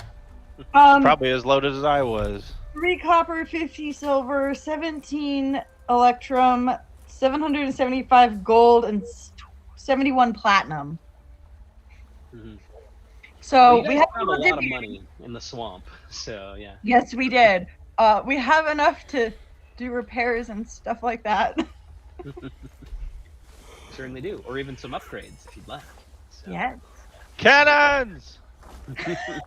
We probably should have those before we go try to attack a nasty. Harpoon gun. Definitely should probably own one of those. Sharks, pigs, lucky.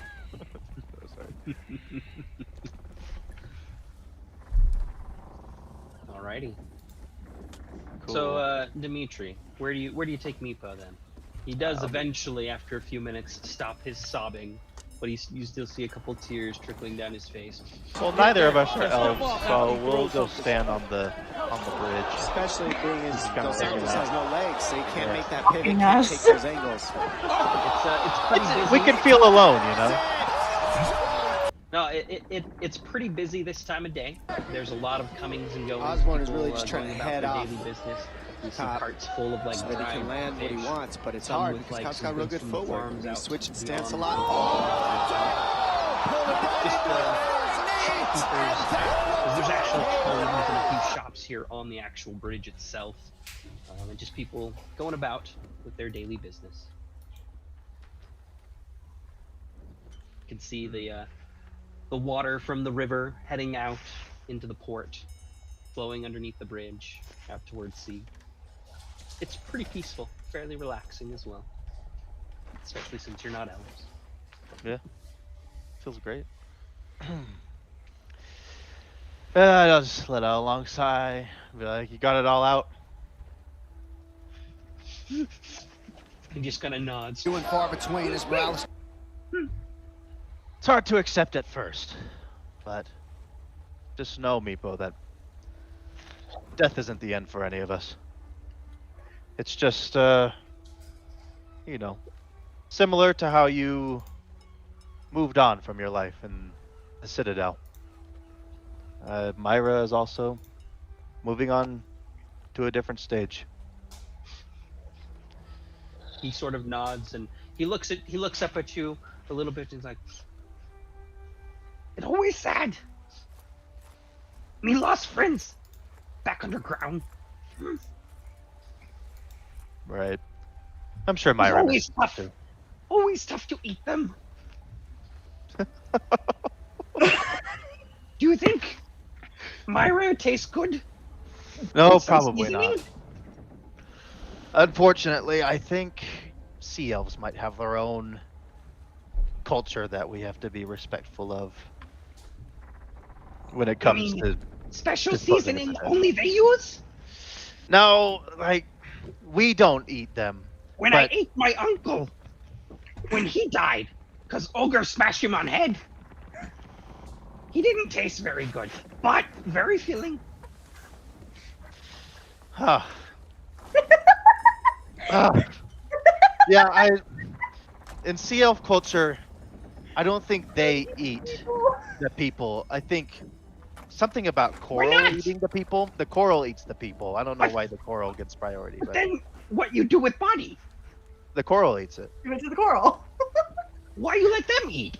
Me hungry. Well, sea elves, you know, they're from the sea, and corals from the sea, so just like your people were both from land, so land eat land people. I don't. Probably something similar. Seems Oh, like I big can't waste wait for people to to come Meepo. back. Seems like big waste to Meepo. Meepo thinking we should cook before it goes bad. No, the coral will take care of it. The ocean has its ways, I guess. But listen, He seems really confused by this. Like you can see it in his little like lizardy face. And coral not have mouth? In any case, what's important is that Myra's soul lives on somewhere. Soul? Hopefully What's a within soul? the warm embrace of the Raven Queen. A raven queen? I like ravens. We saw a raven on the boat the other day. He looked at me very strange. Tell me He more was about going this to Raven. eat. I had me sling and I whack! But it flew and then it landed on me head. But people couldn't grab it. But then it was gone. And I'll, without breaking eye contact with him, pull out my my sword. I'll kind of put it in his hands and be like, hold that and tell me how that feels. You swear you see the raven move again as soon as it touches his hand. And you watch as his other hand glows a little bit as soon as he touches your sword. And Meepo kind of freaks out a little bit and he drops the sword. Ah! That same thing that happened when Ravenfly! What? Are you casting magics? I'm not doing anything, friend. And I'll just rub my hands together, smile, and be like, you remember that training I left you to do? In that abandoned house that belonged to the smugglers? I want you to think back to that time. And let me pull up this map again. There's like a little island in front of us, right? Like way out there. Yeah. Or is there like stuff floating in the water, I guess? Oh sure, there's some random trash and garbage. You know, people aren't super environmentally conscious around here. So random crap from the stores and shops. Even, you know, some people drop their night soil into the harbor and whatnot. Oh boy. All sorts of stuff. Be like, so, you've seen, for example, me shoot things out of my hands before, right? Different magic, fire. People see. I want you to focus as hard as you can on that piece of rubbish in the water there. Okay. And I want you to think, destroy, and stretch out your hand Okay. and try to destroy it from a distance.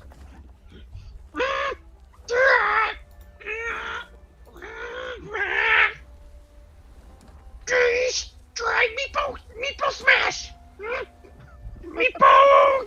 Yeah! Boom! And suddenly you watch as a blast of energy flies out of his hand and blows up the piece of rubbish in the water. And Meepo literally is blown back onto his butt and he just kind of falls ass over tea kettle and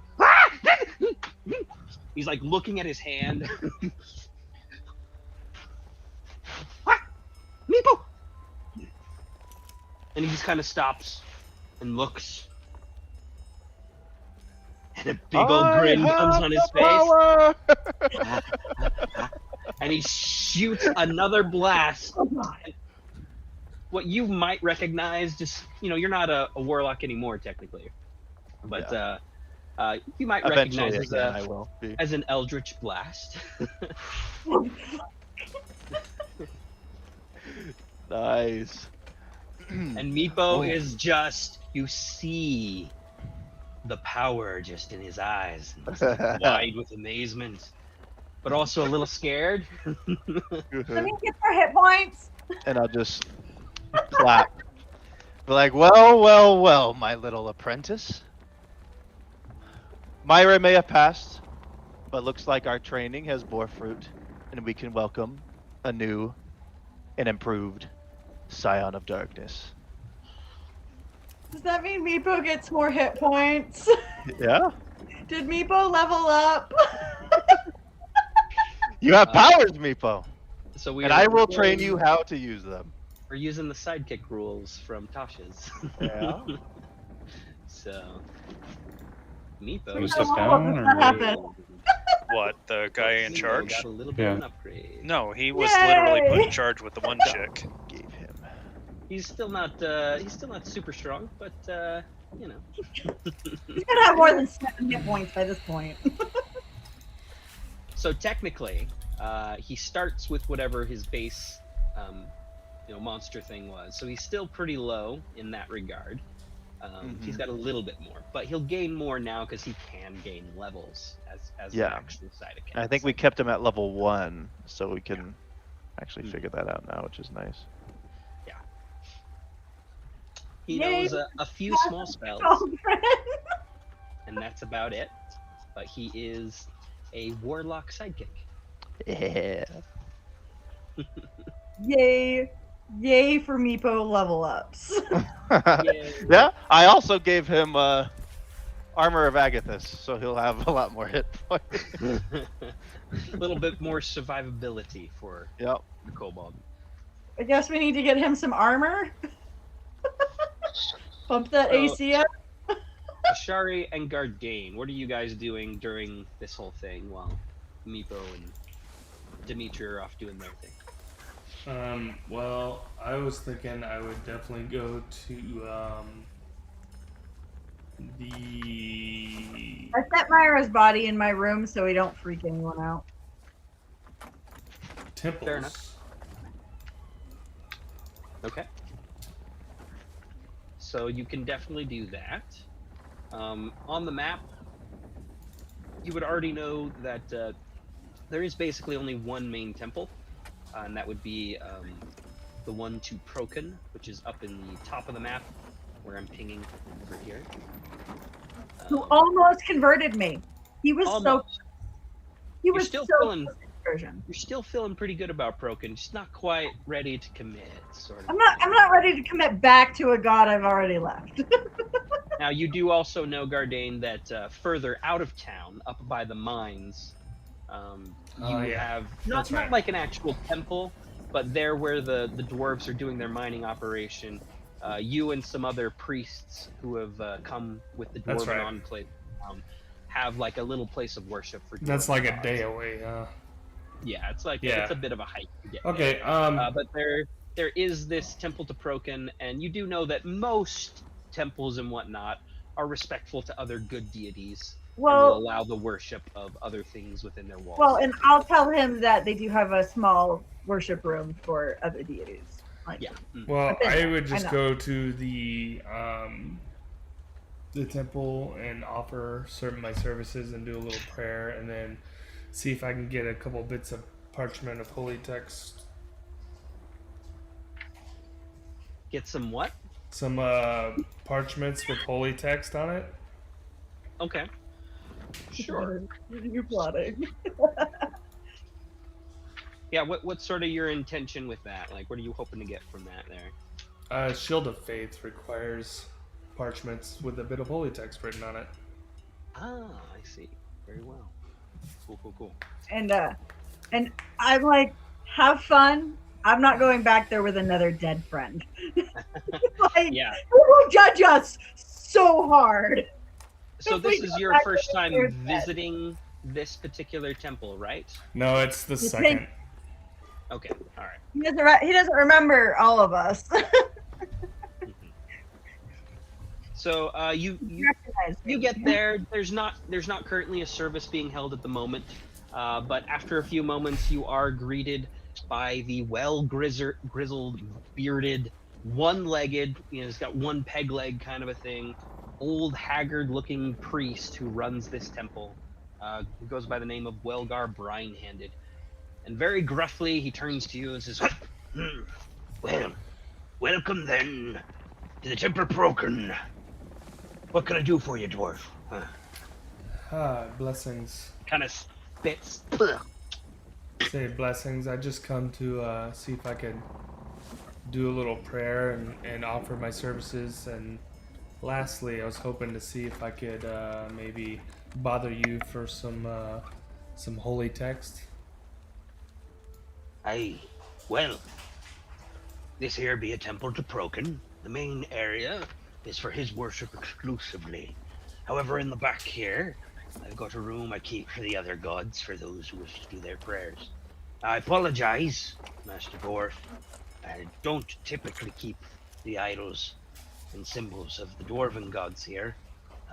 So if you have your own, you can do your praying there in that room. No need for apologies apologies. on that regard. but you're more than welcome to do that. I have some parchment and whatnot if you wish to write down some holy script and have it blessed as you do so. But I figure if you're wanting some holy scripts, you'll want it to have the writings of your own god, right?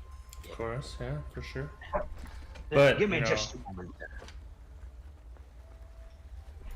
And he turns to the back real quick, returns in a moment with some fine parchment, some very nice looking paper, just a couple sheets, and a little ink quill and a pot of ink. Hands it over to you and says, "Best wishes there on your prayers. I And if would, you don't mind offering some sort of donation to the temple out of respects, I it's was always just, appreciated." I was just gonna say I offer some, probably like 5 gold to the church. His eyes go wide with that, and it's a pretty generous donation, and he accepts it. He says, "Well, not used to dwarves paying that much homage to a non-dwarven god, but I thank you kindly, and may the blessings of Procon be upon you and whatever ships you may sail in the future." Gives you a nod, Blessings upon accepting you. the money. How many parchments do I get? He gives you like 2 pieces of parchment, and something to write with. And if you want, you can very easily spend some time saying some prayers to your god in the back room and essentially create what you need for the material components for the spell.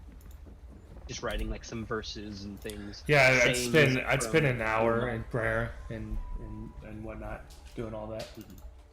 Yeah, easy enough for you to do. And now you've got the components you need for your Shield of Faith.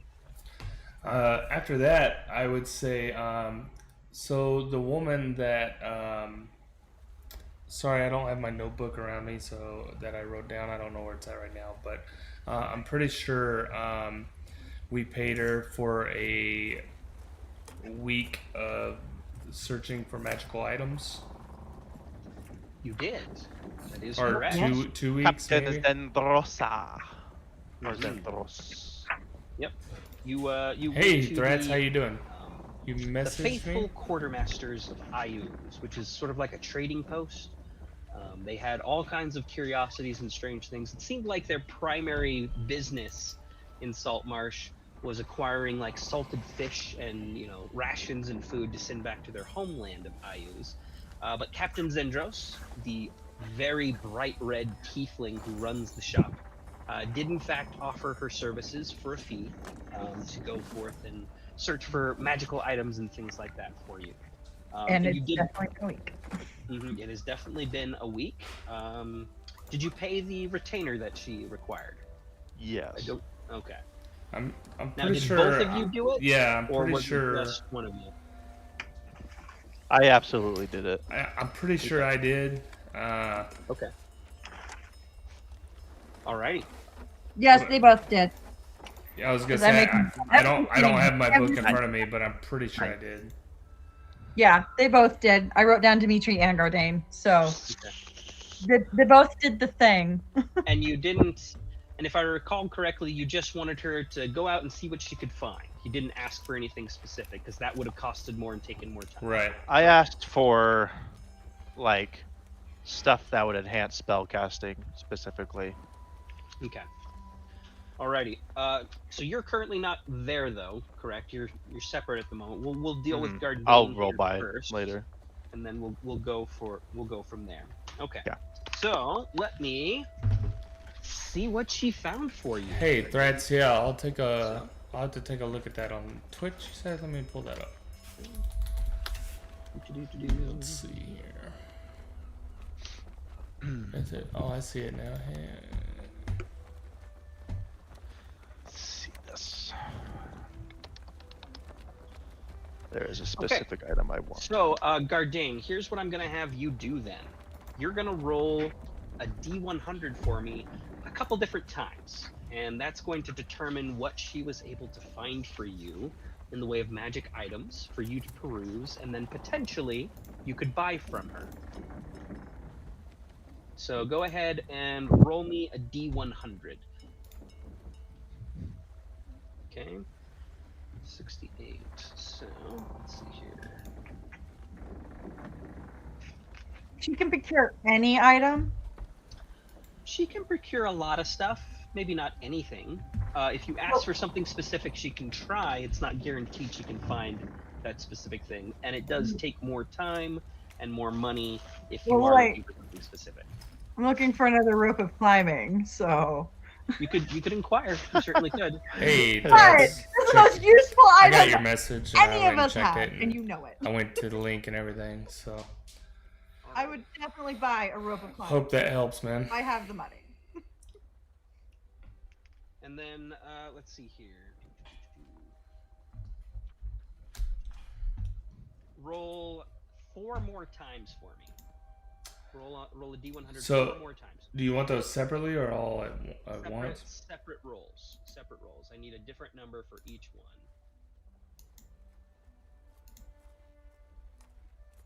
Okay, perfect. Sounds good. Alrighty. So you make your way across town, you cross the bridge, and head over back to the other side, basically, of the cove, opposite of where your ship is. Yeah, man. No worries. There. Thank you for your support and Eventually coming make in your here way as much to as you do. Faithful quartermasters of Ayu's. Coming through the door, it's a little smoky and misty, as though incense has been burning on the inside. And there, standing behind the counter, surrounded by all sorts of oddities and strange bits, a strong smell of salted fish still hanging in the air from their normal shipments of fish, you do see Captain Zendros with her curling tiefling horns and red skin. You can actually see her red, sort of pointed tail flicking a little bit and sort of tapping the counter a little bit as you enter. And she gives you a look. Ah, yes, Master Dwarf. It's how lovely to see you. Have you come for my services again? Yes. Yes, I've come to see if you were able to procure anything from our last arrangement. Indeed. Forgive me. My mind, it wanders from time to time. Your name again. My name is Gardain Ungart. I am a cleric of the Dwarven god Muamon. Yes, indeed. I recall now. And she goes and pulls underneath the counter for a little bit, and you hear that she's sort of shuffling with some papers and things. She pulls it up. Ah, yes. Our services for procuring items of an arcane or magical nature, yes? That is correct. Let us see what my contacts were able to find for you, my dear. And she goes around to the back a little bit and says, I was able to find a few things. Some of these just came in yesterday. A few have been here for a few days. I was actually worried you weren't going to return. It's been far more than a week by now. Well, unfortunately, some of us didn't return. So terribly sorry to hear that. My deepest condolences.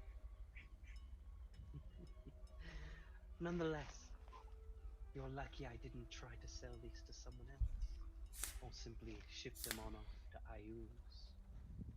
For the demigod, of course, is always in need of such oddity. Well, lucky for me then. Come closer, and she beckons you to approach the actual table there. And she says, one at a time, shall we? Yes. And she seems to be messing with a box that she pulled from the back that's underneath the counter now. She pulls out several items for you to peruse and take a look at. Your first roll was a 60. So you hear a clanking and a clamoring, bit of noise, like the jingling of tiny bits of metal together. Shing, shing, shing. And she plops onto the table what appears to be like a set of scale armor. Very nicely crafted. Very, very nice in appearance.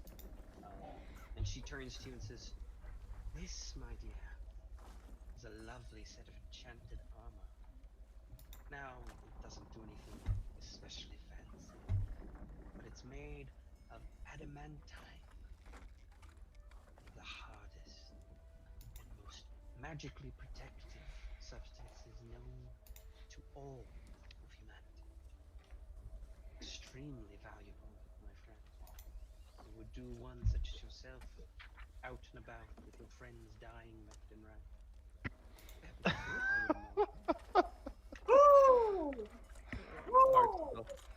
Hard sell.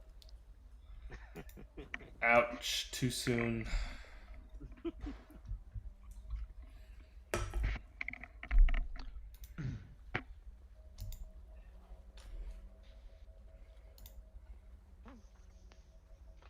She says, this particular material is capable of, well, stifling an enemy's physical attacks against you. Even something that would be a mortal blow will merely glance off. In-game mechanics-wise, that essentially means that Crits become normal hits. crits become normal hits. Yeah. With adamantine armor. Nice. Very nice, very nice. And what is this? Such as this will run you roughly 400 gold pieces. And what else might you have? Very cheap. Not to your liking. I didn't say it wasn't to my liking. Well, Just might not be to my corn purse's liking. keep it in mind, and we'll set it aside. And she pulls it back down below, out of sight. And then What kind of pulls up, adamantine armor was it? scale. Scale well. That's pretty good. The next thing she pulls out, she rolled a 61, correct? Yes, sir. Well, she pulls out like a little rectangular box, kind of thin and long, sort of a thing. And she sort of runs her hand across it. It's a very nice, like a red wood with a little bit of like silver filigree carved into it, and some intricate designs, some like flowering, like leaf patterns and whatnot. Oh yes, very pretty. Them with what appear to be almost like arcane symbols woven in as well with it. And what does this box do? This, well, contains something very special, my friend. Oh, there's something in it. I Okay. fear it might not be especially suited to you, but all the same, my contacts were able to find it, so your retainer that you paid me gives you first look, as it were, before I sell it to someone else. She lifts up and opens it up there for you, and inside you see what appears to be a wand of some sort. Ooh. It has some intricate work on it as well. It appears like a stark white, almost like bone, you might think, with little knobs and things to hold on to it, and it comes to a nice sharp point at the end. And she looks to you and she says, "This will enhance the spells of those with arcane abilities. Powerful wand indeed, making them much more potent. Some call it a wand of the war mage. Basically, it's like a plus weapon, like a +1 sword, but it's Okay. a +1 Yeah. wand. But in addition to this, you get to ignore like cover when making a spell attack. Well, half cover, up to half cover. Okay. You don't get to ignore like full cover. Again, this would be much more suited to like a wizard or something like that. Right. But nonetheless. Well, I have a friend that might be interested in this item. 350 gold. Okay, Suits your life. I will be sure to let him know. And then, shall we move on? Yes. Her tail gives another little flick and taps the top of the counter. Let's see here. Your next roll was a 98, correct? Yep.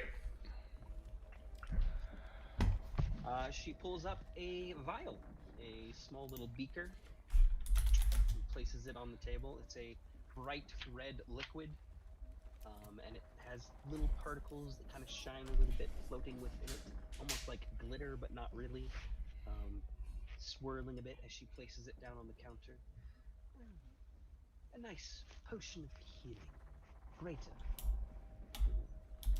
For those rough patches when you find yourself impaled on the end of a spear. Yes, that could come in handy for sure.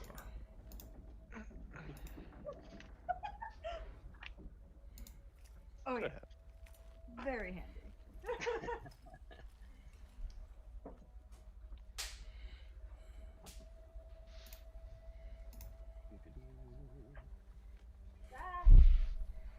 And she turns to you with that and says, 200 gold pieces.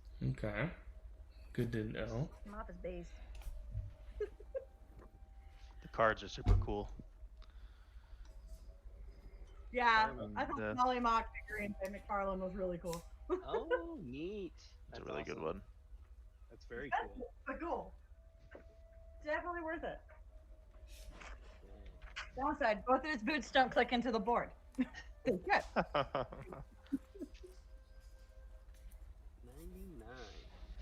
Okay. 99.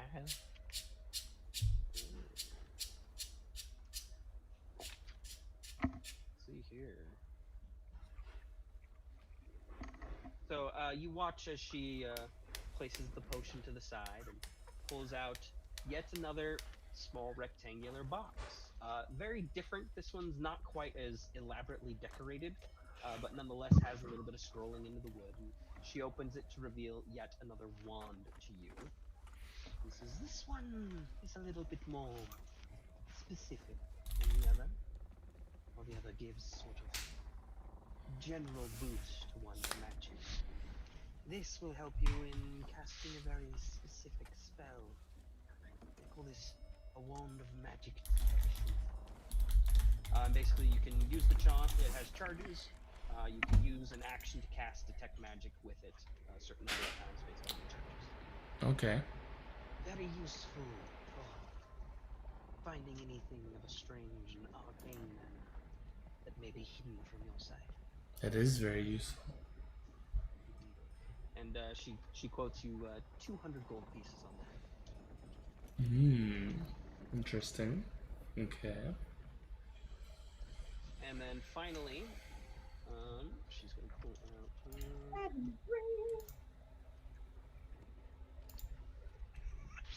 She pulls out yet another vial for you with a strange mixture or potion within it.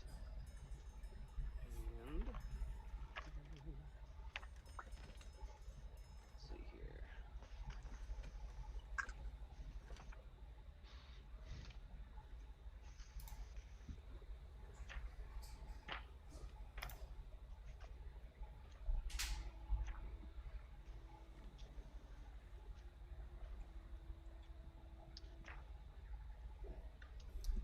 Okay.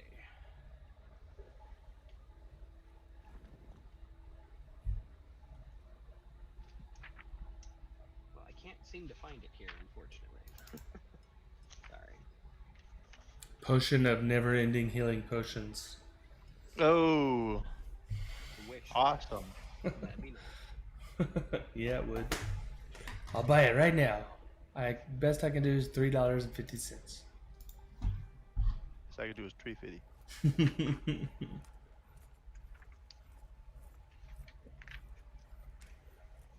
Sorry. No, you're good. No worries. Not in the compendium and roll 20, unfortunately.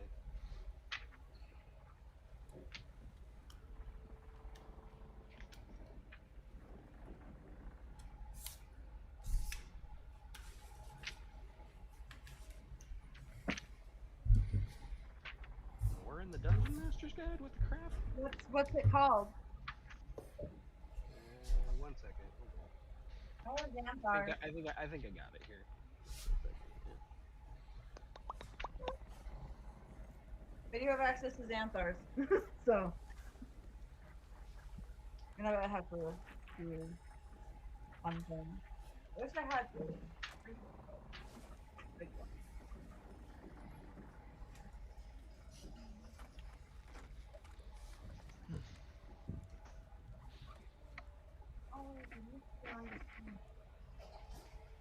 Okay. So she tells you that this is an elixir of health, and it has sort of a greenish bluish tint to it. It swirls, and she tells you that this particular one, it can cure basically any disease or malady affecting you. It can remove the blinded, deafened, paralyzed, and poison conditions. And yeah, it's got like tiny little bubbles of light in the liquid itself, right there. Very nice. And she Very turns nice. to you and says, "This one, it's very hard to find, very difficult to make as well. Quite valuable for an adventurer such as you. Unfortunately, it will cost you 2,000 gold pieces. What does it do again? When you drink this potion, it cures any disease affecting you. It removes the blinded, deafened, paralyzed, and poisoned conditions. And yeah, And a little bit of healing. you could basically consider it A cure-all. it's like a greater restoration almost, not quite, but it's pretty close to that. Cool. Well, Not quite the same. that is a very nice elixir.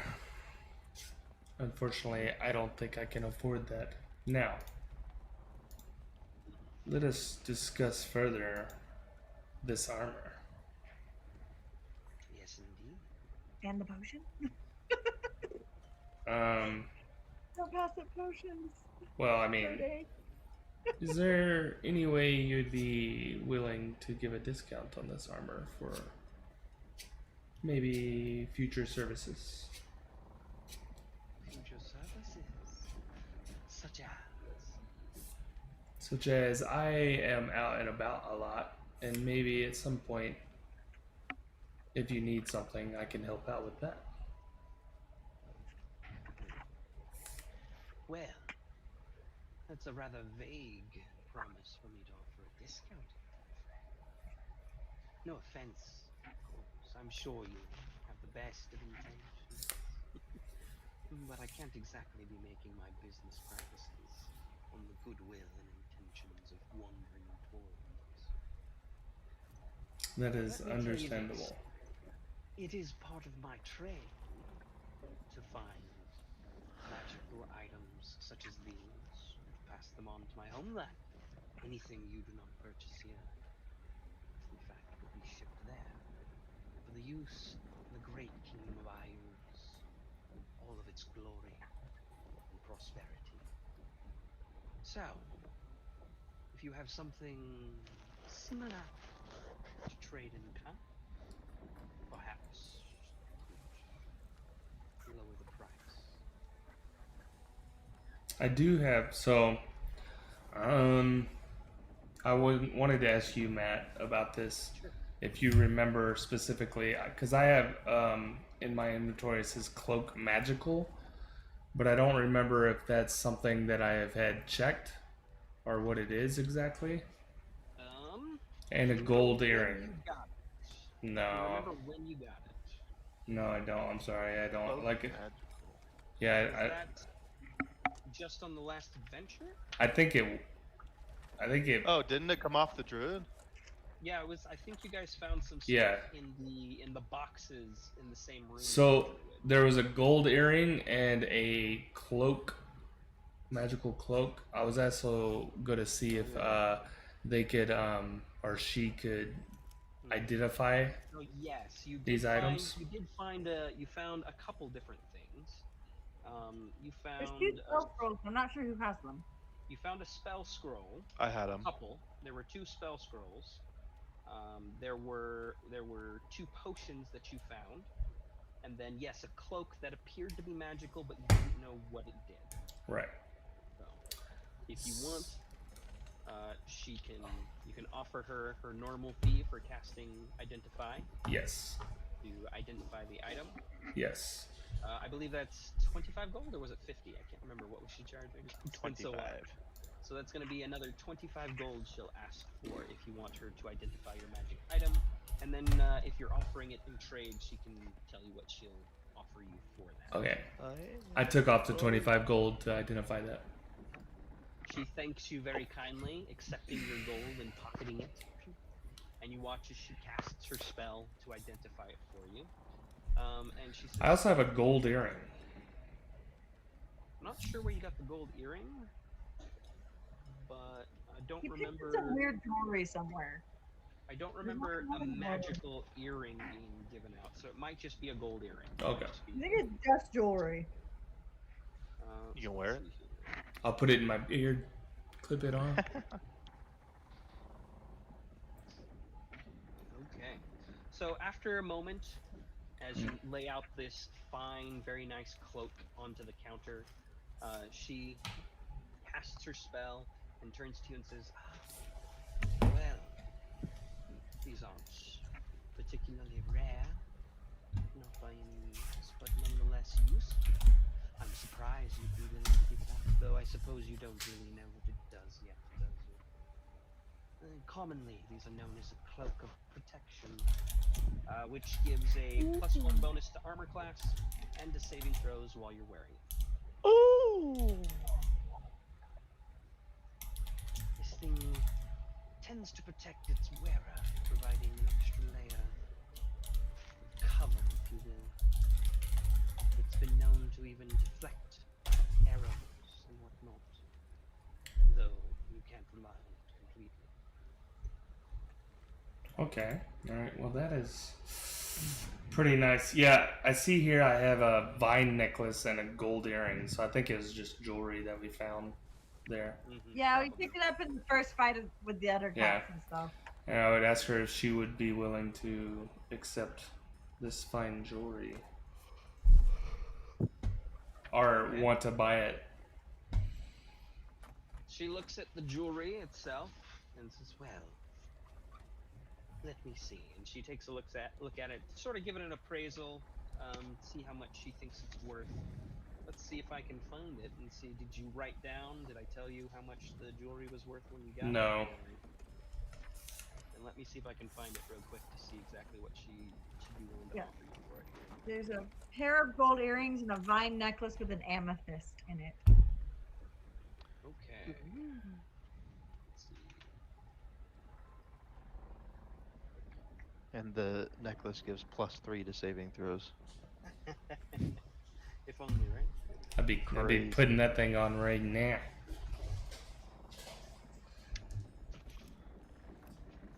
So she looks it over, takes a look at the earrings and the necklace, which, again, it's a vine necklace with an amethyst on it there.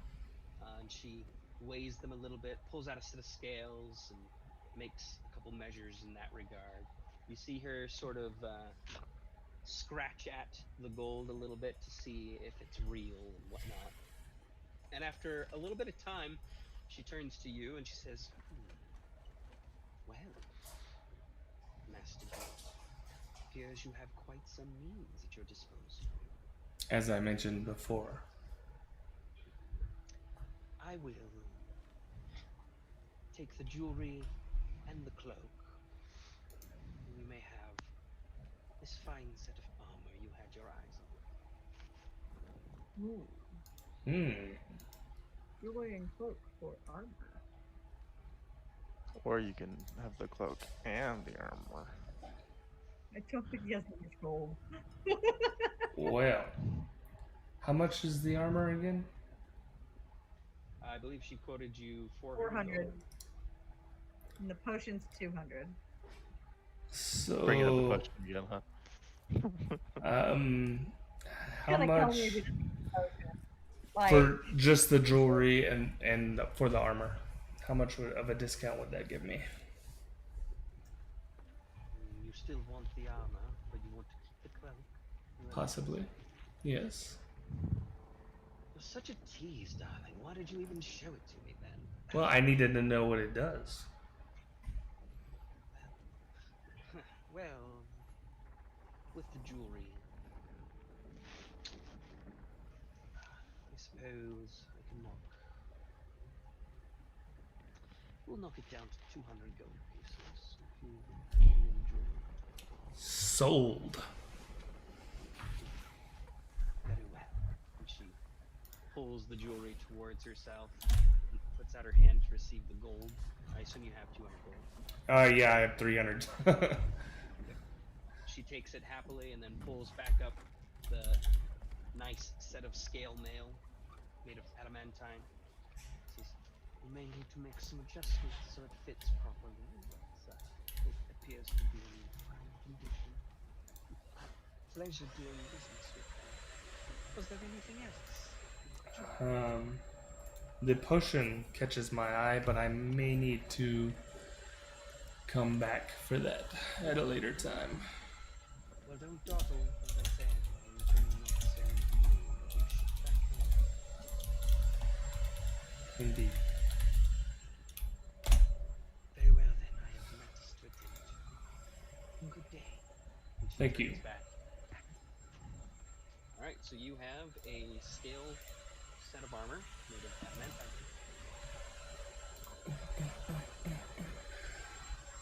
So, does that add to my AC at all?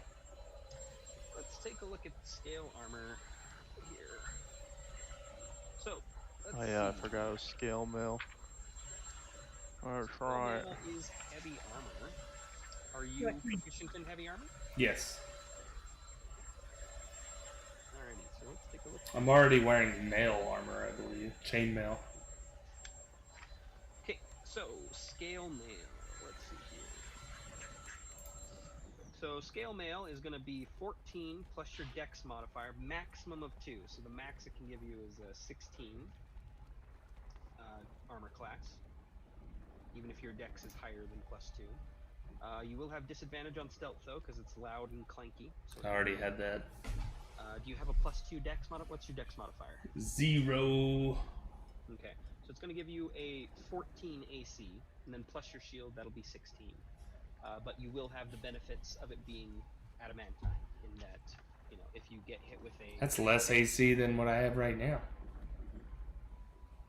Yep. Just up It your is. deck on your next You, lane.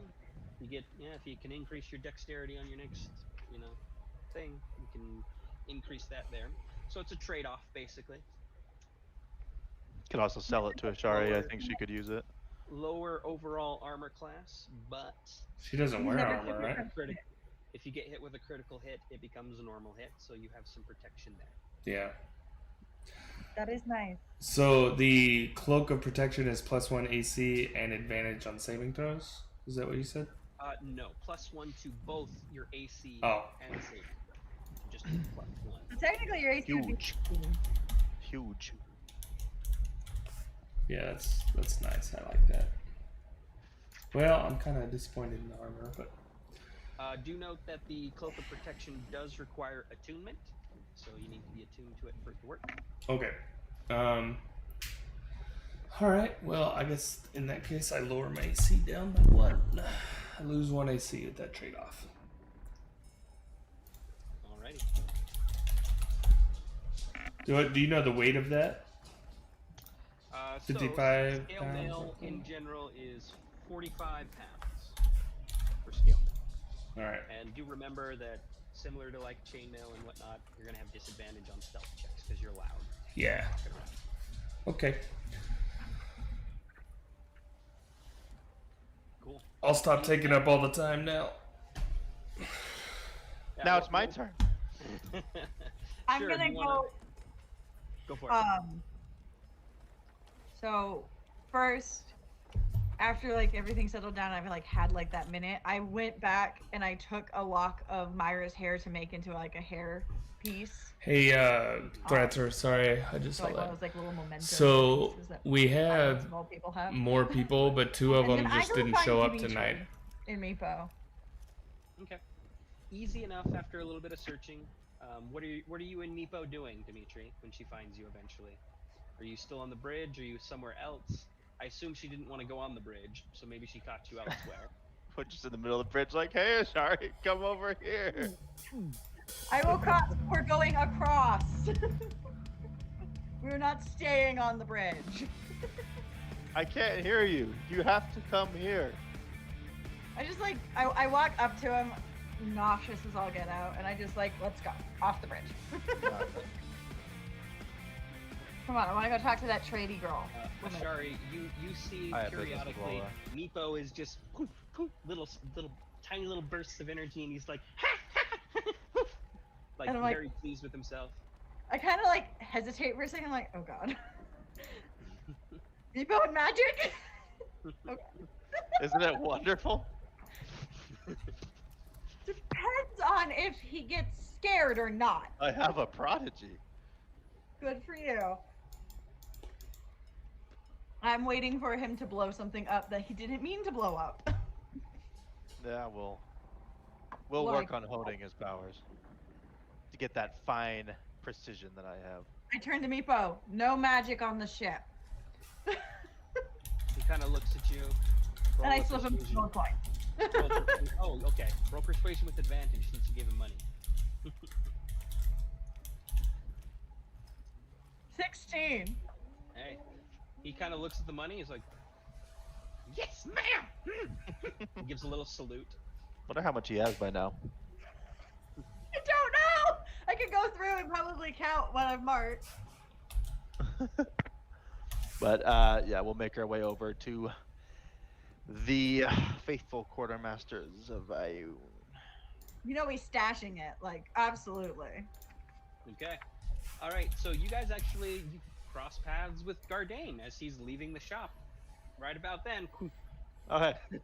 you see him. He's carrying this big new set of armor, apparently, that he's picked up. Hasn't quite put on yet. But yeah. Was that a clanking of armor sound effect timed, or Yeah. Yeah. It's did got this a happen to show up? I planned that. No, No, not really. swanky new armor I got here. that was like perfectly timed. That was kind of crazy. Cool. We will head on inside then. Gardane, are you gonna stick with them, or are you heading back to the ship? Wait, where did they go back into the shop?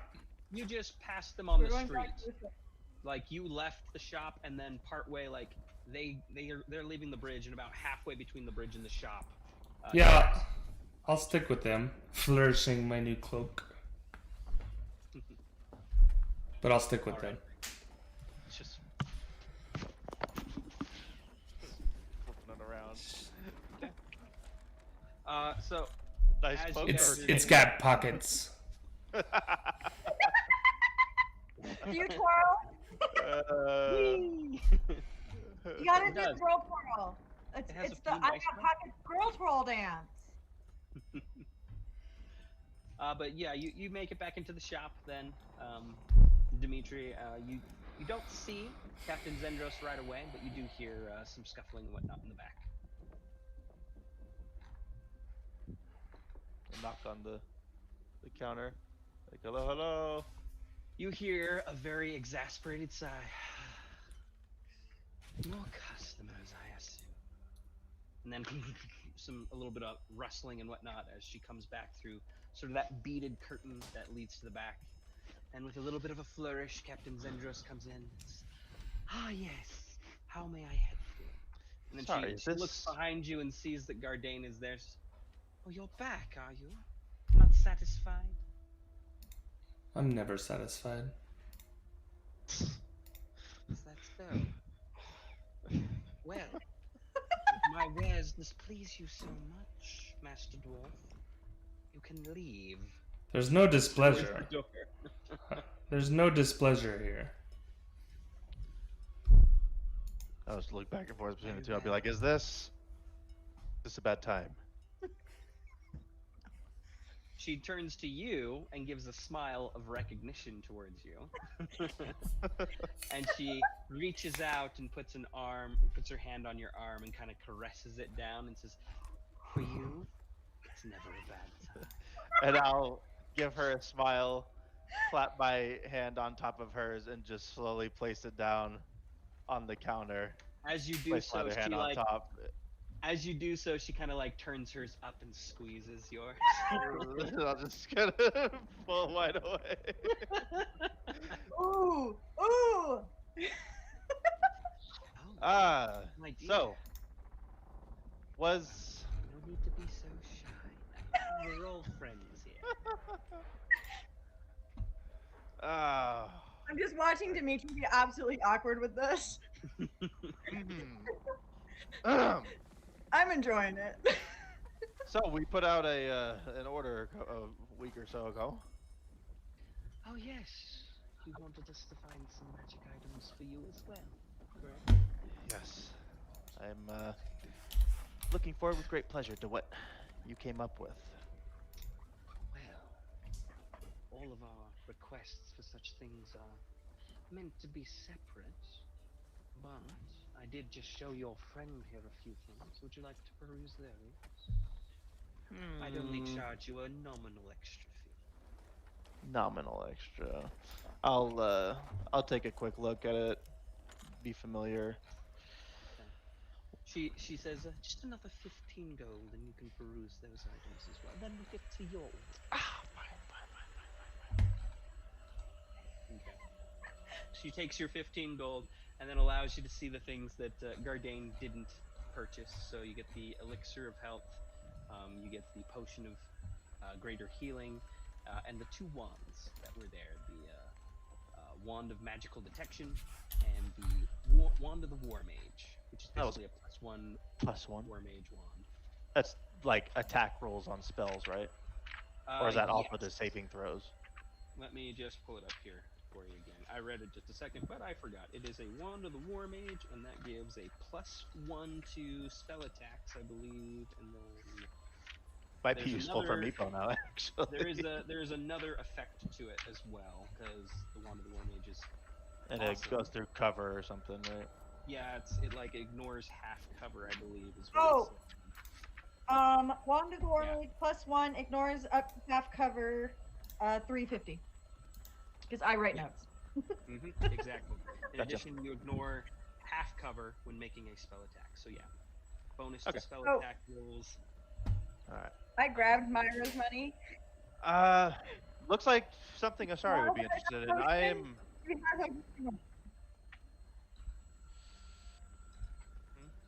What'd you say? We have Myra's money. Okay. She has like 700 gold. I'll take the potion of greater healing and slide it towards Ashari. And I'll just count out the 200. Well, make sure, ask for the price. Yeah. Think this one we will be needing. The other one's not quite suited to my style. I'm very flashy, in combat. I need... it's been made apparent lately that I need a little bit of an upgrade. So, it was, I believe, 200 for the potion, and then the wand of the war mage was... What did I say? Are you getting the wand? No, I'm just getting the... I was just asking about it. I don't think I'll get it, though. Okay. Never mind. Cool. So yeah, 200 gold. She will take happily and slide the potion across the counter for you there. Is that all then? For that one, yes. Now. Very well. These other items then will return to our use. And then she puts them below the counter for you. Now, let's see what my contacts were able to find for you, my dear. Yes. Go ahead and roll for me there. We're gonna go again, 5 rolls, each d100, and we'll see what we come up with here. Oops.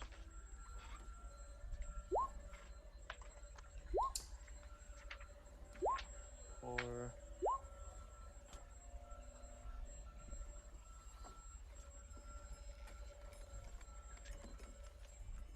Yes.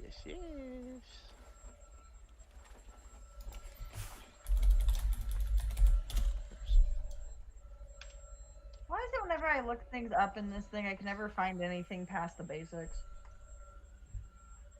What, in the Dungeon Master's Guide?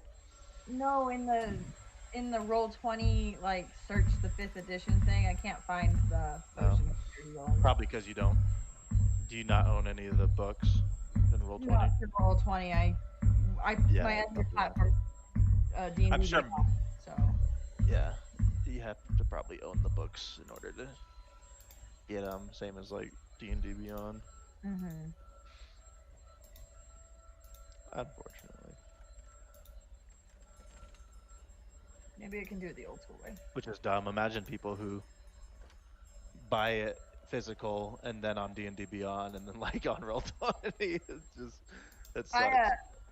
On D&D Beyond, I like will hand type everything in because I own all the books.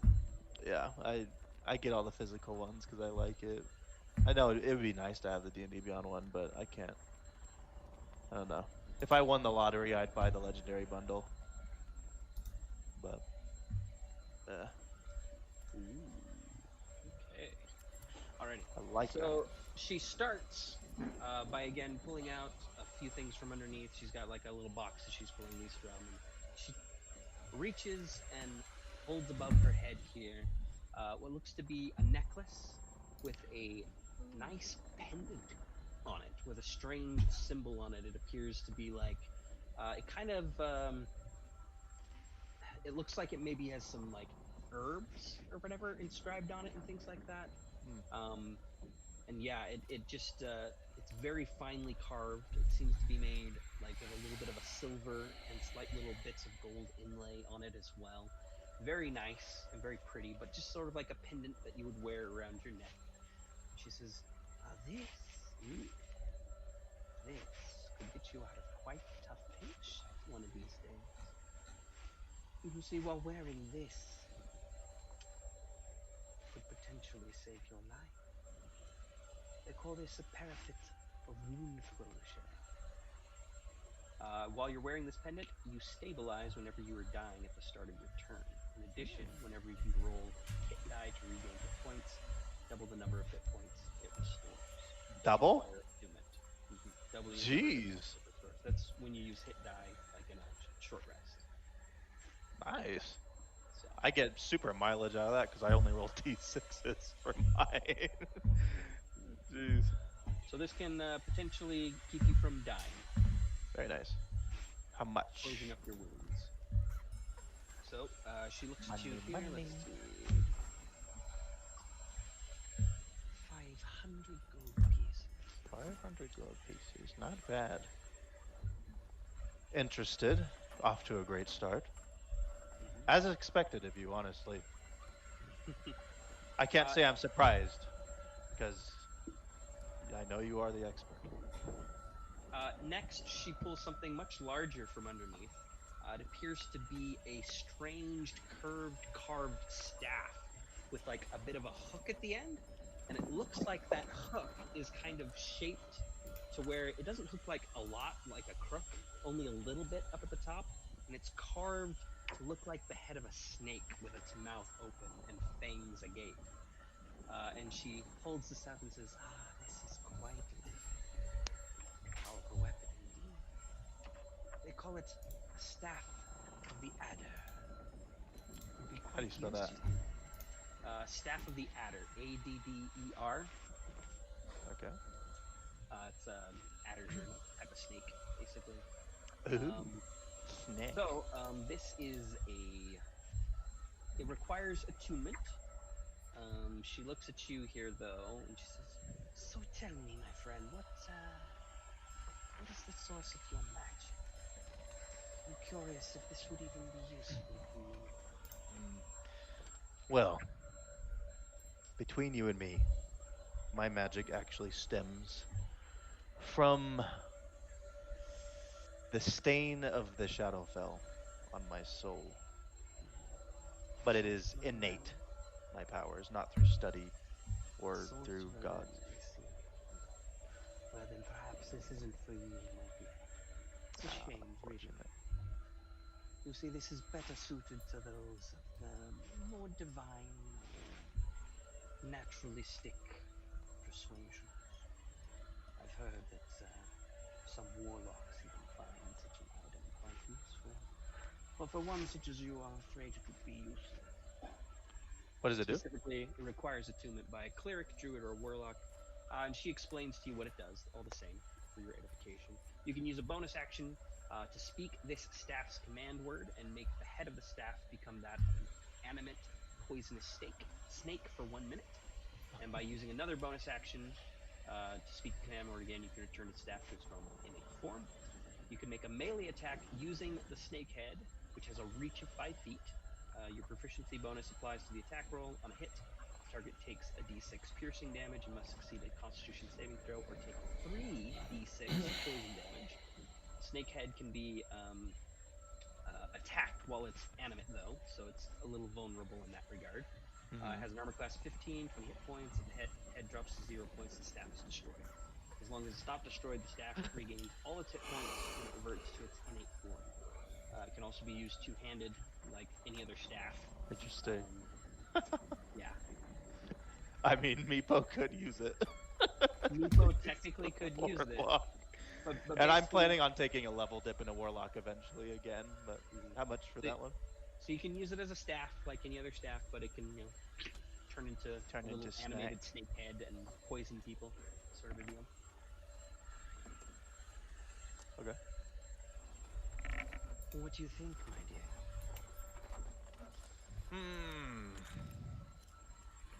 Not like you say, not overly useful for me, but maybe for the right It would price. make a lovely gift for someone. True. I have strange feeling that I might encounter a druid soon. Alright. Moving on, though, she pulls out the next thing. So let's see. You rolled a 54 on the next one? 54. Okay. That is... So she pulls out a scroll. Looks to be a spell scroll. And let's see here. It is going to be a spell scroll of... Let's see.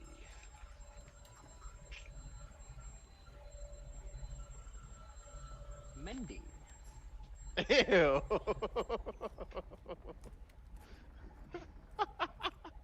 Spell scroll of mending. Move on. Are you sure? I'm not a whiz This tard. one a bit cheaper. It can be yours merely for 100 gold pieces. Waste of 100 gold. Can't level. Hey, mending could be quite useful in a tight spot. You never know. But moving on. You rolled a 15 on the next one. Uh-huh. Okay. Scroll of mending. It just so happens that your procurement came up with another healing potion. And an identical potion bottle to the one that Gardane's selection had a greater healing. So There you go, Ashari.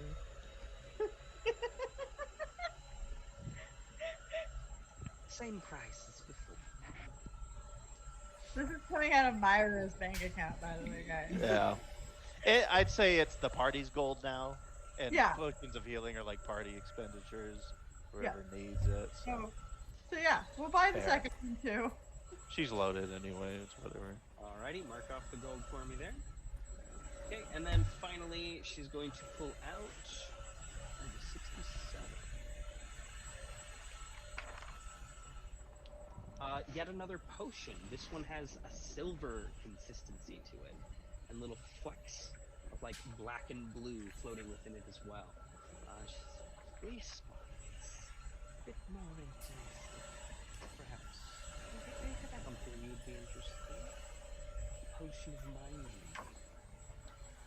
reading. How much for that one? Let's see. I do like invading people's privacy. I just kind of like glare at you, like think about it. So this is a rare potion, and so she says 2,300 gold. 300. A little rich for you. What are you talking about? I'm loaded. You do not have 2,000 gold on you. I have... how much is Electrum? It's like half a gold. Yeah. Let's double I have like 1,500 gold on me. Nice. But yeah, can't afford that. I am interested. The staff for Meepo would be funny. It's just the sucky part is that it breaks. And I don't like that. But maybe I could repair it with the scroll of mending. Except mending doesn't repair Full of magic items. men's magical items. It doesn't. It specifically said as it doesn't. It only breaks if you have it animate, right? Like if you take it back to inanimate, it heals all its points. So people attack it. The problem Yeah. is, if it does too much damage, then enemies would aggro on it, and it would just break. That's a waste. And it would just be in Meepo's hands, and he probably wouldn't hit very much with it anyway. So, I am interested in the Pendant of Wound Closure, though. I think I will go for that one. Alrighty. Either That to keep wound for closure. myself, or if a party member wants it down the road, I think it would be very nice, especially considering all the death saves we were making last time. Do you have the gold for it? I do. So I'll just get rid of my Electrum. 500 Electrum, and then I'll pay the remaining 250 gold.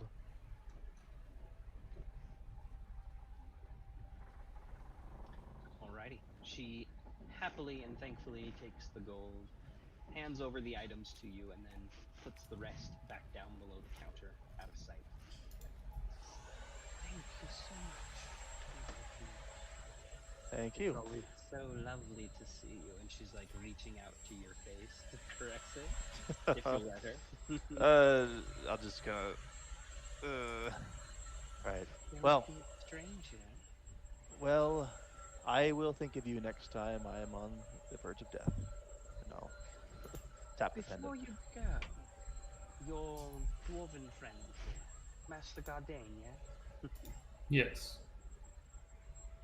He mentioned you might be willing to do work for things in kind. Yeah? You seem to be getting yourselves a bit of a name around town. The Scions of Darkness. Finding cloaks of protection, having the money to simply purchase such wonderful items. Yeah. It seems you're getting around, as it were, yeah? I wouldn't phrase it that way, but yeah. I will. I know. I just love the awkward hitting on. He doesn't know what to do with it. It's great. Regardless, darling, I might have a task for you, if you're interested. It's a bit of a long shot, I know. There's a particular item, a magical one, more of a contraption, if you will, that I've been searching for quite some time. It is of great interest to our great lord Aiz back in the north. Please me greatly to be able to present it to you. I, of course, would pay handsomely. I'm sure you would bring it to me. It's known as an apparatus of Kawash. Have you heard of such a thing? A what? An apparatus of Kawash. How do I spell Kawash? That's a good question. Let's see here. Kwalish.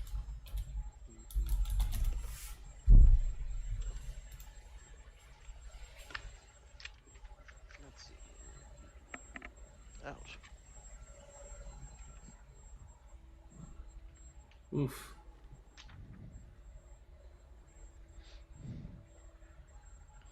Yep, Kwalish. Apparatus of Kawash. It's rather large, might be difficult to transport. It's a mechanical contraption enchanted with magics. Potentially quite powerful. Very useful to my lord in the north. If you were to ever find such an item, bring it to me. I could reward you most handsomely. Most handsomely indeed. It's a mechanical crab. But you Is it really? shouldn't be looking it up. That's spoilers, man. Come on. Oh, my bad.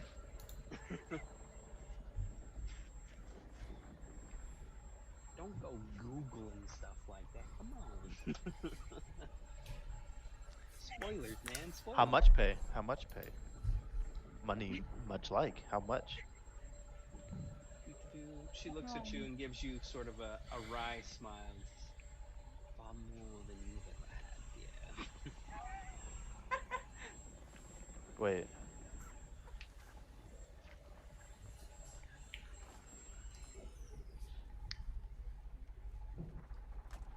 I could even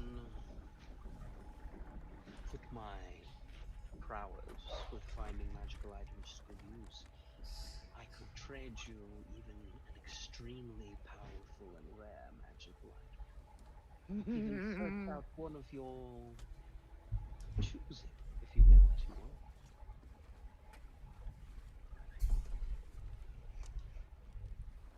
Um. Actually, there was one I wanted. Whatever There's you a could couple. imagine, I can find it, given enough time. Right. Speaking of that, I'd say yeah, we'll keep our eyes out for this apparatus. What particularly do we look for? So What does she it look like? does sort of describe to you like a large crab-like metal contraption that more than one person could potentially fit in and pilot with like pincering arms on either side. Is it like a cartoony submarine or something? Sort of, yeah. She Like a- says that she tells you that the rumors are that Kowalsh, the creator of it, was able to use it to traverse great depths and whatnot, exploring deep ocean and whatnot. Oh my god, it's a crab submarine! Yeah.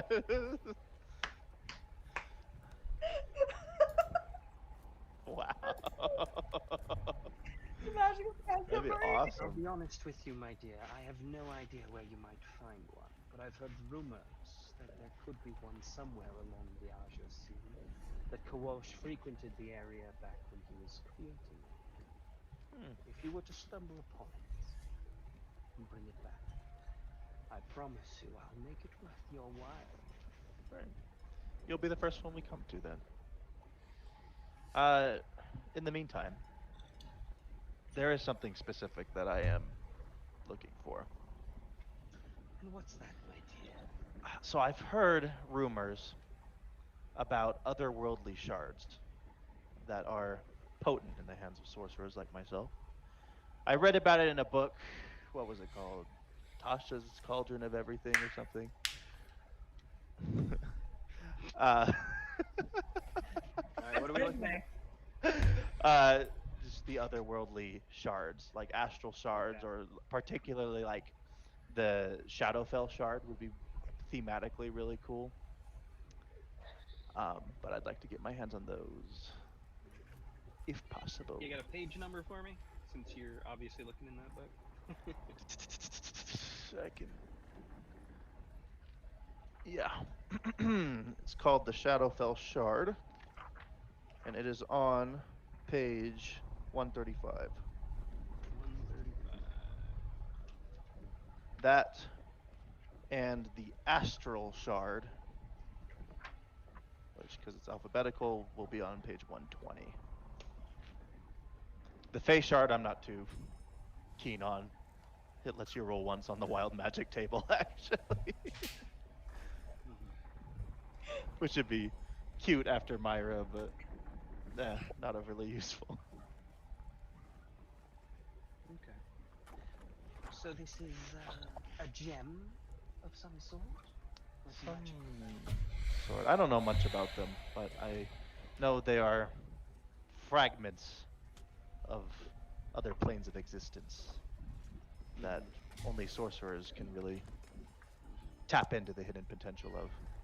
And me being just seeped in the influence of the Shadowfell, I feel it like necessary, like a calling that I should be in possession of one, I see. or else I'm not complete. I'm sure you deserve it. Thanks. I'm I sure think I you deserve it too. this for you. I'm afraid I'm not as familiar with this item as I would be with others. Yeah, it's So a it may fairly take new item, I heard. some time. I will, of course, require the usual retainer for each week of work if I do in this regard, and it may take some time to find it. But I can get my best contacts on it if you'd like. I'm willing to pay. 50 gold up front to begin the process, and Sounds then good. check in about once a week, and I'll let you know how it's going. Deal. Would you like to pay for a few weeks up front? Just in case you're gone for an extended period like last time. Sure. What's a reasonable amount of time, you think? Well, it took us 10 days to do the last one, so. I'll pay for 3 weeks in advance. Alright, so 150 gold. Actually, Mark that up. I'll pay for a month. Okay, it's 200. Wanted. She takes your gold happily and says, very well. And if we find it sooner, of course, I'll be willing to I trust that. reimburse you for the extra. Well, I just you, didn't my want to friend. be gone for a while like last time. I thought I'd offer. Right. Well, you, my friend, will help greatly in my rise to power. Ultimate power. I certainly hope so.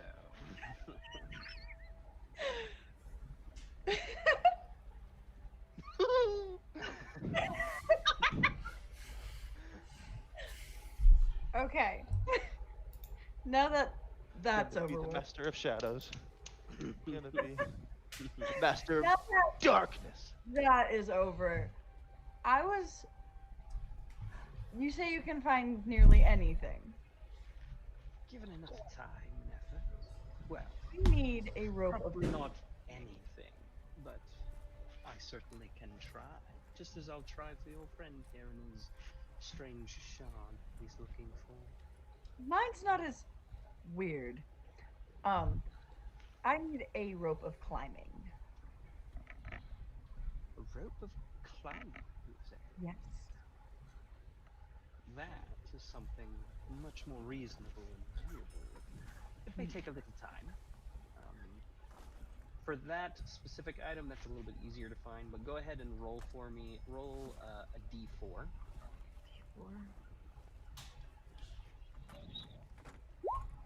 One. Okay. Hopefully that's a good. It shouldn't be too hard for me to find, but I will need the same retainer fee. No problem. 50 gold up front, unless you'd like me to search beyond 1 week for it. No, just let's start with 1 week then. See if She it's will take that there for you. And let's see here. No, I gotta do math. Alrighty.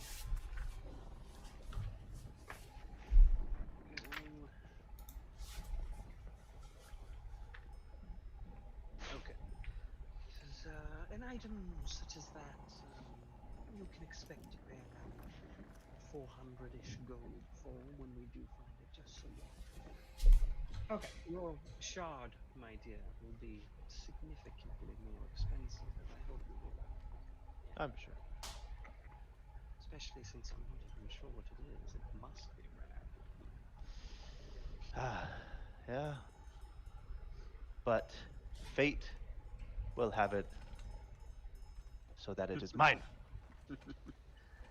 and I will acquire the means necessary to purchase I it hope you have fairly. several thousand gold prepared, just in case. I'll get it. We're gonna start stashing gold like pirates. One way or another. Dimitri turns to a life of crime to pay for his shard. Or just sell a kidney. Sell Meepo. Yeah, I heard slave trade's a booming business here. How much do one of them go for? Who knows? You could technically just probably sleep with her and get a discount. probably don't want to Sure. ask around. That might cause some problems in town. Hey, how much can I sell a slave for?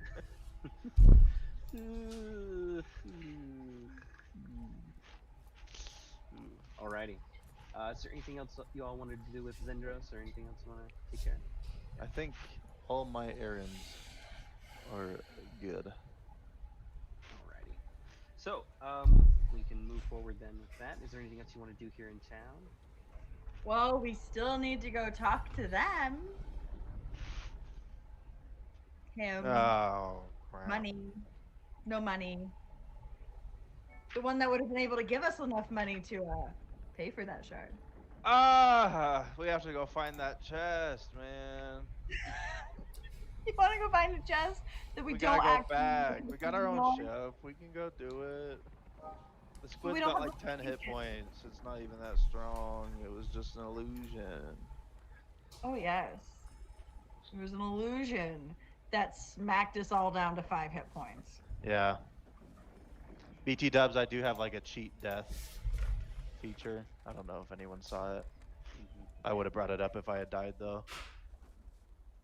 Where it's like if you get knocked to 0, you can bounce back to 1 basically. But That like death basically, ward or I'm something? perfectly suited for suicide missions, is what I'm saying. Oh, okay. I thought I was too. And then decided I really need that second attack. Oh, second attack would be glorious. And Planning on picking up. You'd actually get a third attack because I'm planning on picking up haste. So haste is fun. this is fun. Plus 2 AC, plus 1 attack, double speed. That'd Good be time. terrifying, barbarian. That'd be amazing on the barbarian and the paladin. So Barbarian, like 3 attacks. A fast barbarian, like just like a blur. yeah, exactly. That's You what I get was very, thinking. very strong with haste. That'd be very fun. And then basically, I can take credit for anything you do. Rage I'm haste. nothing you. Yeah. So, I assume you guys are walking out of the shop and heading Yeah. through town again here. Could you guys give me perception checks as you're walking back through town? Leaving the I'm so shop? good at perception, dude. Oh, so good. How did I roll? I didn't actually see it. Got Oh, a 9. 13. Whoa! All right, so the cleric saves you all once again. So Gardain, Oh, I got 3. I like that once again. so Gardain, you notice the others are a bit caught up in their discussions about their new magical items and whatnot, and things that they're going to do, and how much money they spent and everything. But as you guys are walking down the main path road, you can see off in one of the fields in between like the stores and the houses and whatnot, you see a very strange sight that you didn't really expect to see, but you guess kind of makes sense when you think about it. There is a group of town guard intermingling with what appears to be a decent number of lizard folk Ooh. who appear to be going through some sort of like military drills, and they've got little pikes and spears, clubs and things like that, and they're That's they're doing adorable. like training exercises. Something you Huh. never thought you'd see in a town like this, but yeah, almost as if this new alliance that you guys helped to forge is truly taking some shape.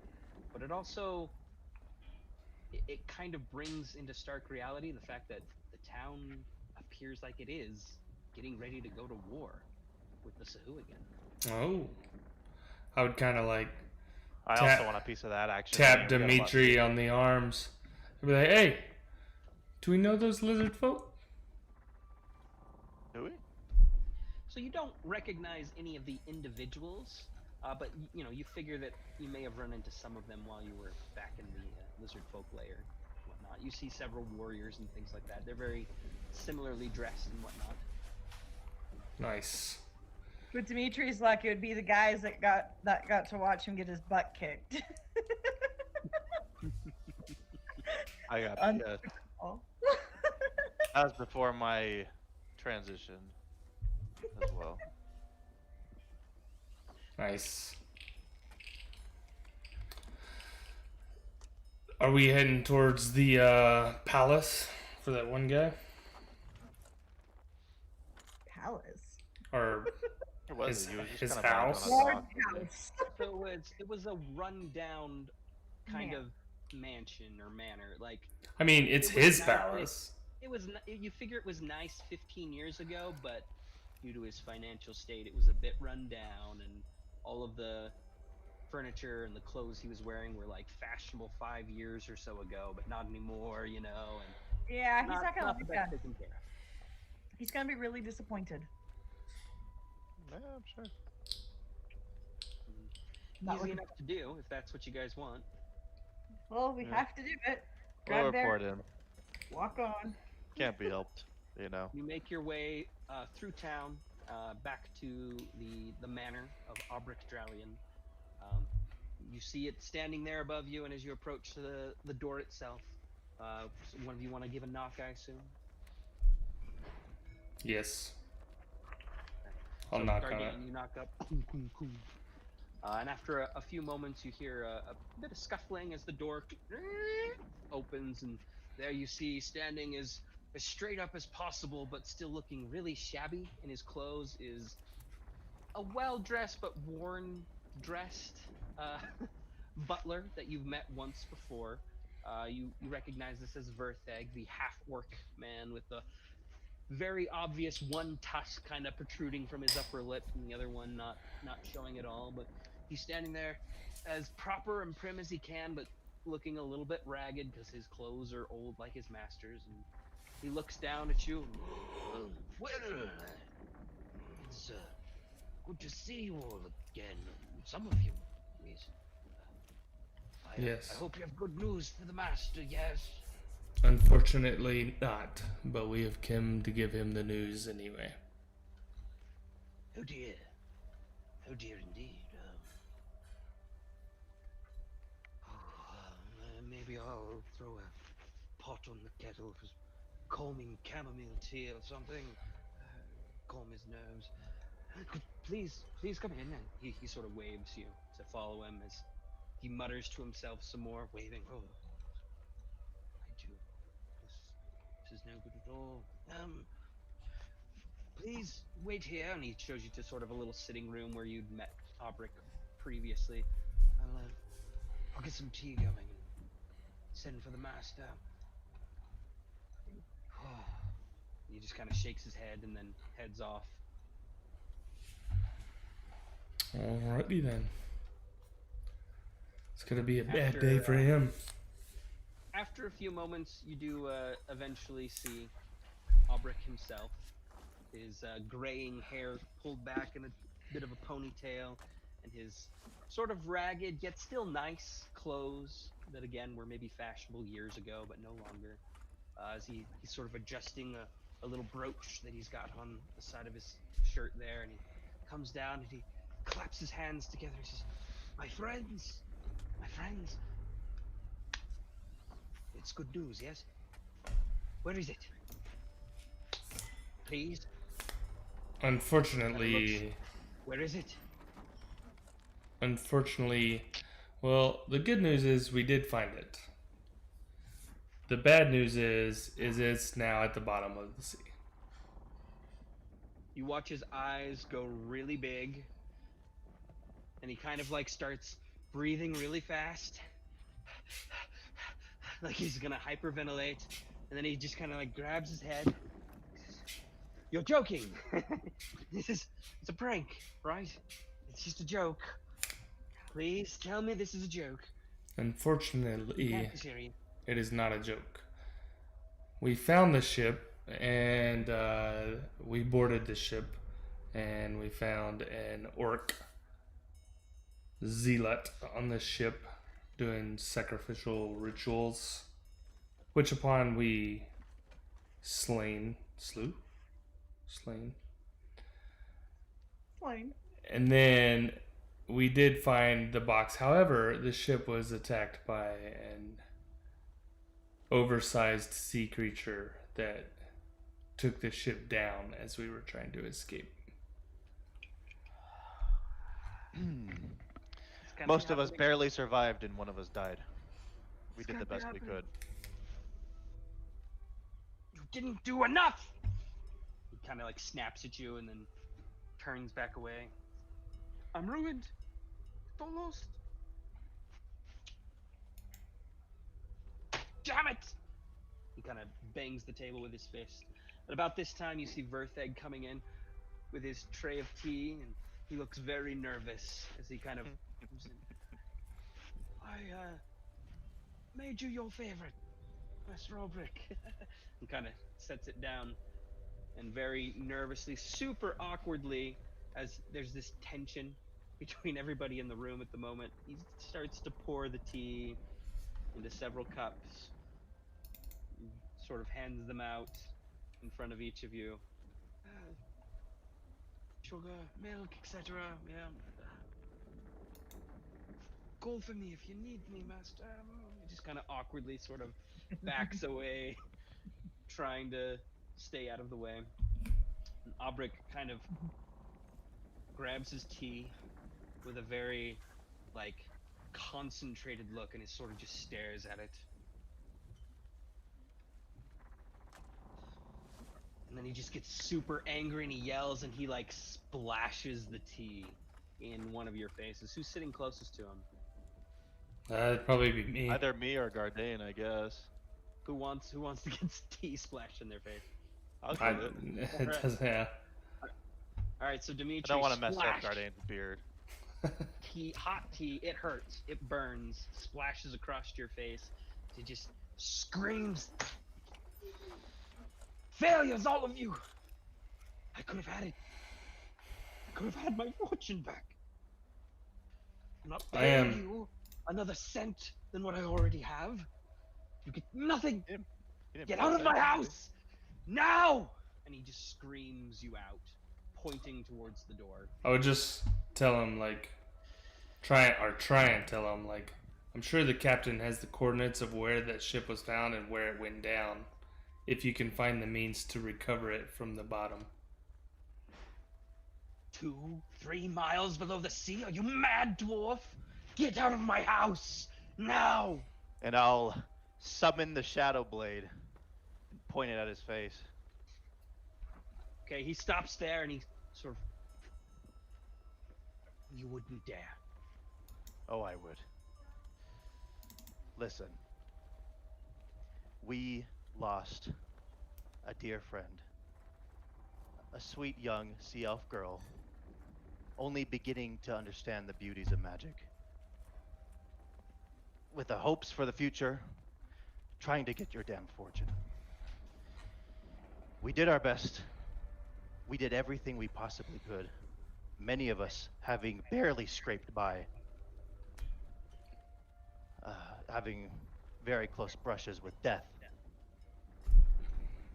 But impossible tasks are impossible. I would just consider it something that couldn't have been done in the first place. Cut your losses and move on. Roll some persuasion. Persuasion. Well, All right, so you have a weapon to his throat. I made it a straight roll just because, yes, you've got a weapon, and so it's intimidating, but at the same time, he just lost, in his mind, everything, so it's kind of advantage, disadvantage kind of evens out, so it's just an 8. He is stopped in his tracks, though, with your shadow blade pointed at his throat, and he looks down the blade at you. He says, I'm sorry for your friend, but I paid you a handsome 200 gold. A hefty sum. You knew the risks. You did what I told you. I would have paid you even more. And I would have been good for it. But you screwed it up! And I'll dissipate the Shadow Blade in my hand. And, well, first I'll, like, look like I'm gonna lunge it at him, and then I'll He dissipate it flinches. in my hand. He definitely flinches. And I'll be like, your petty, worldly gold was not worth the trouble. And I'll take out 200 gold, just throw it at his feet All right. It and then spit clatters on the ground and walk over. away. He looks at it, very confused, as you begin storming out. Are the rest of you following, I assume? Yeah. Yep. Okay. And He I'll mark kinda- off 200 gold. Looks down at the mess of gold around him. Go ahead and, if you want, you can give me a perception check as you're leaving and heading out the door. Not very good at that, but yeah. The rest of you can as well if you want. It's up to you though. Or you can just be storming out. Your choice. 21. Okay. Nice. So Ashari, you kind of glance back just before you close the door behind you, and you see that he's like, he was trying to like not pay attention to the gold throne, but he is. As soon as you were like closing the door, he drops to his knees and is frantically grabbing the coins. You get the impression that he needs the money now. But yeah, not so dignified when you've turned your back on him at that point, scraping up the gold pieces that you threw at his feet.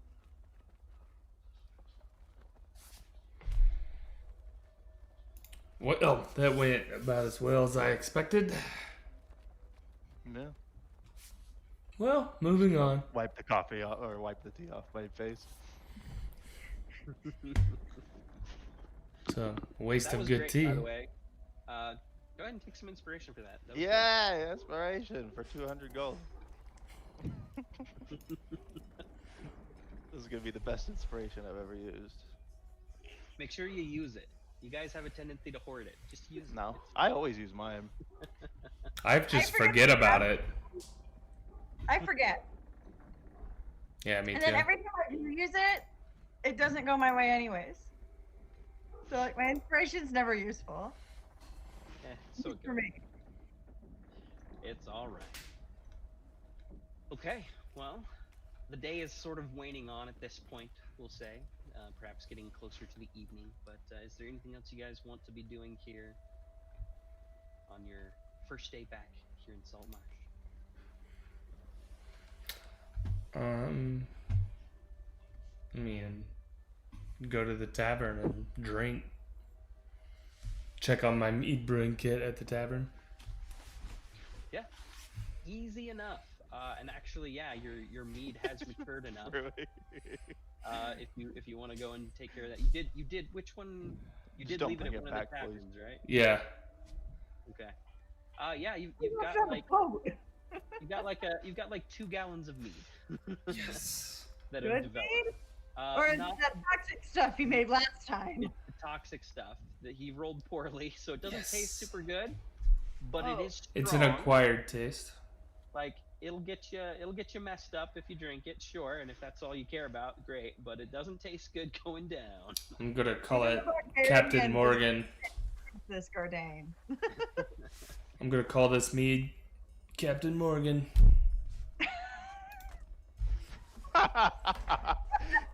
Canon. Garden invented Captain Morgan.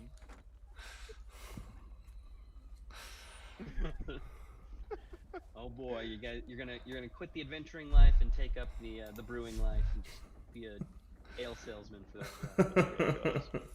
An alesman.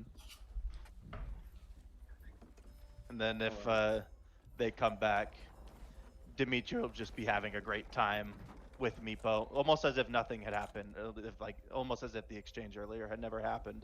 Just having a great time playing with magic with Meepo on the deck of the boat until they see Ashari, and then I'll be like, shh, shh. And we'll just go, like, kind of walk off to our quarters and pretend like we weren't disobeying her only rule. It's my only rule. No Eldritch Blast on the deck.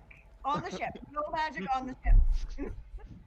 On your way back to the ship, before you get there, you What all are actually approached by a female member of the town's guard, bearing a shield and a pike. Okay. Who approaches you all just before you reach the docks, heading up to where the ghost is moored.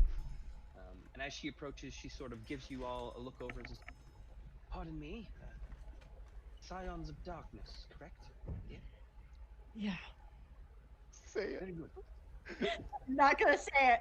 Say the name. No. I will put up with it. Does not mean I will ever say it. Dimitri. Embrace the darkness. You've been working closely with the council, yes? Correct? Yes. I'm to inform you that on the morrow, the council will be meeting with several members of the Mariners Guild, as well as several of the envoys from the Lizard Folk, discussing preparations for war and strategy. And they would like you to attend, as they may have some tasks for you to attend to.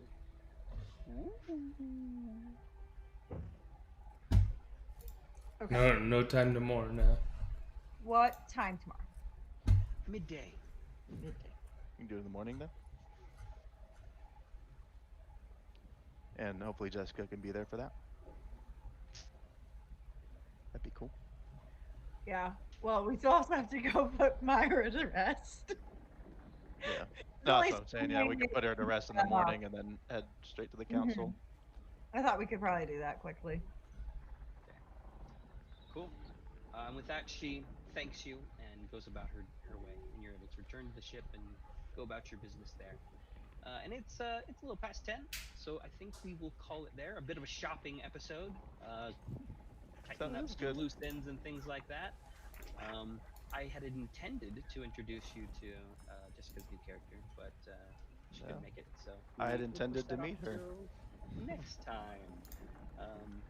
So yeah.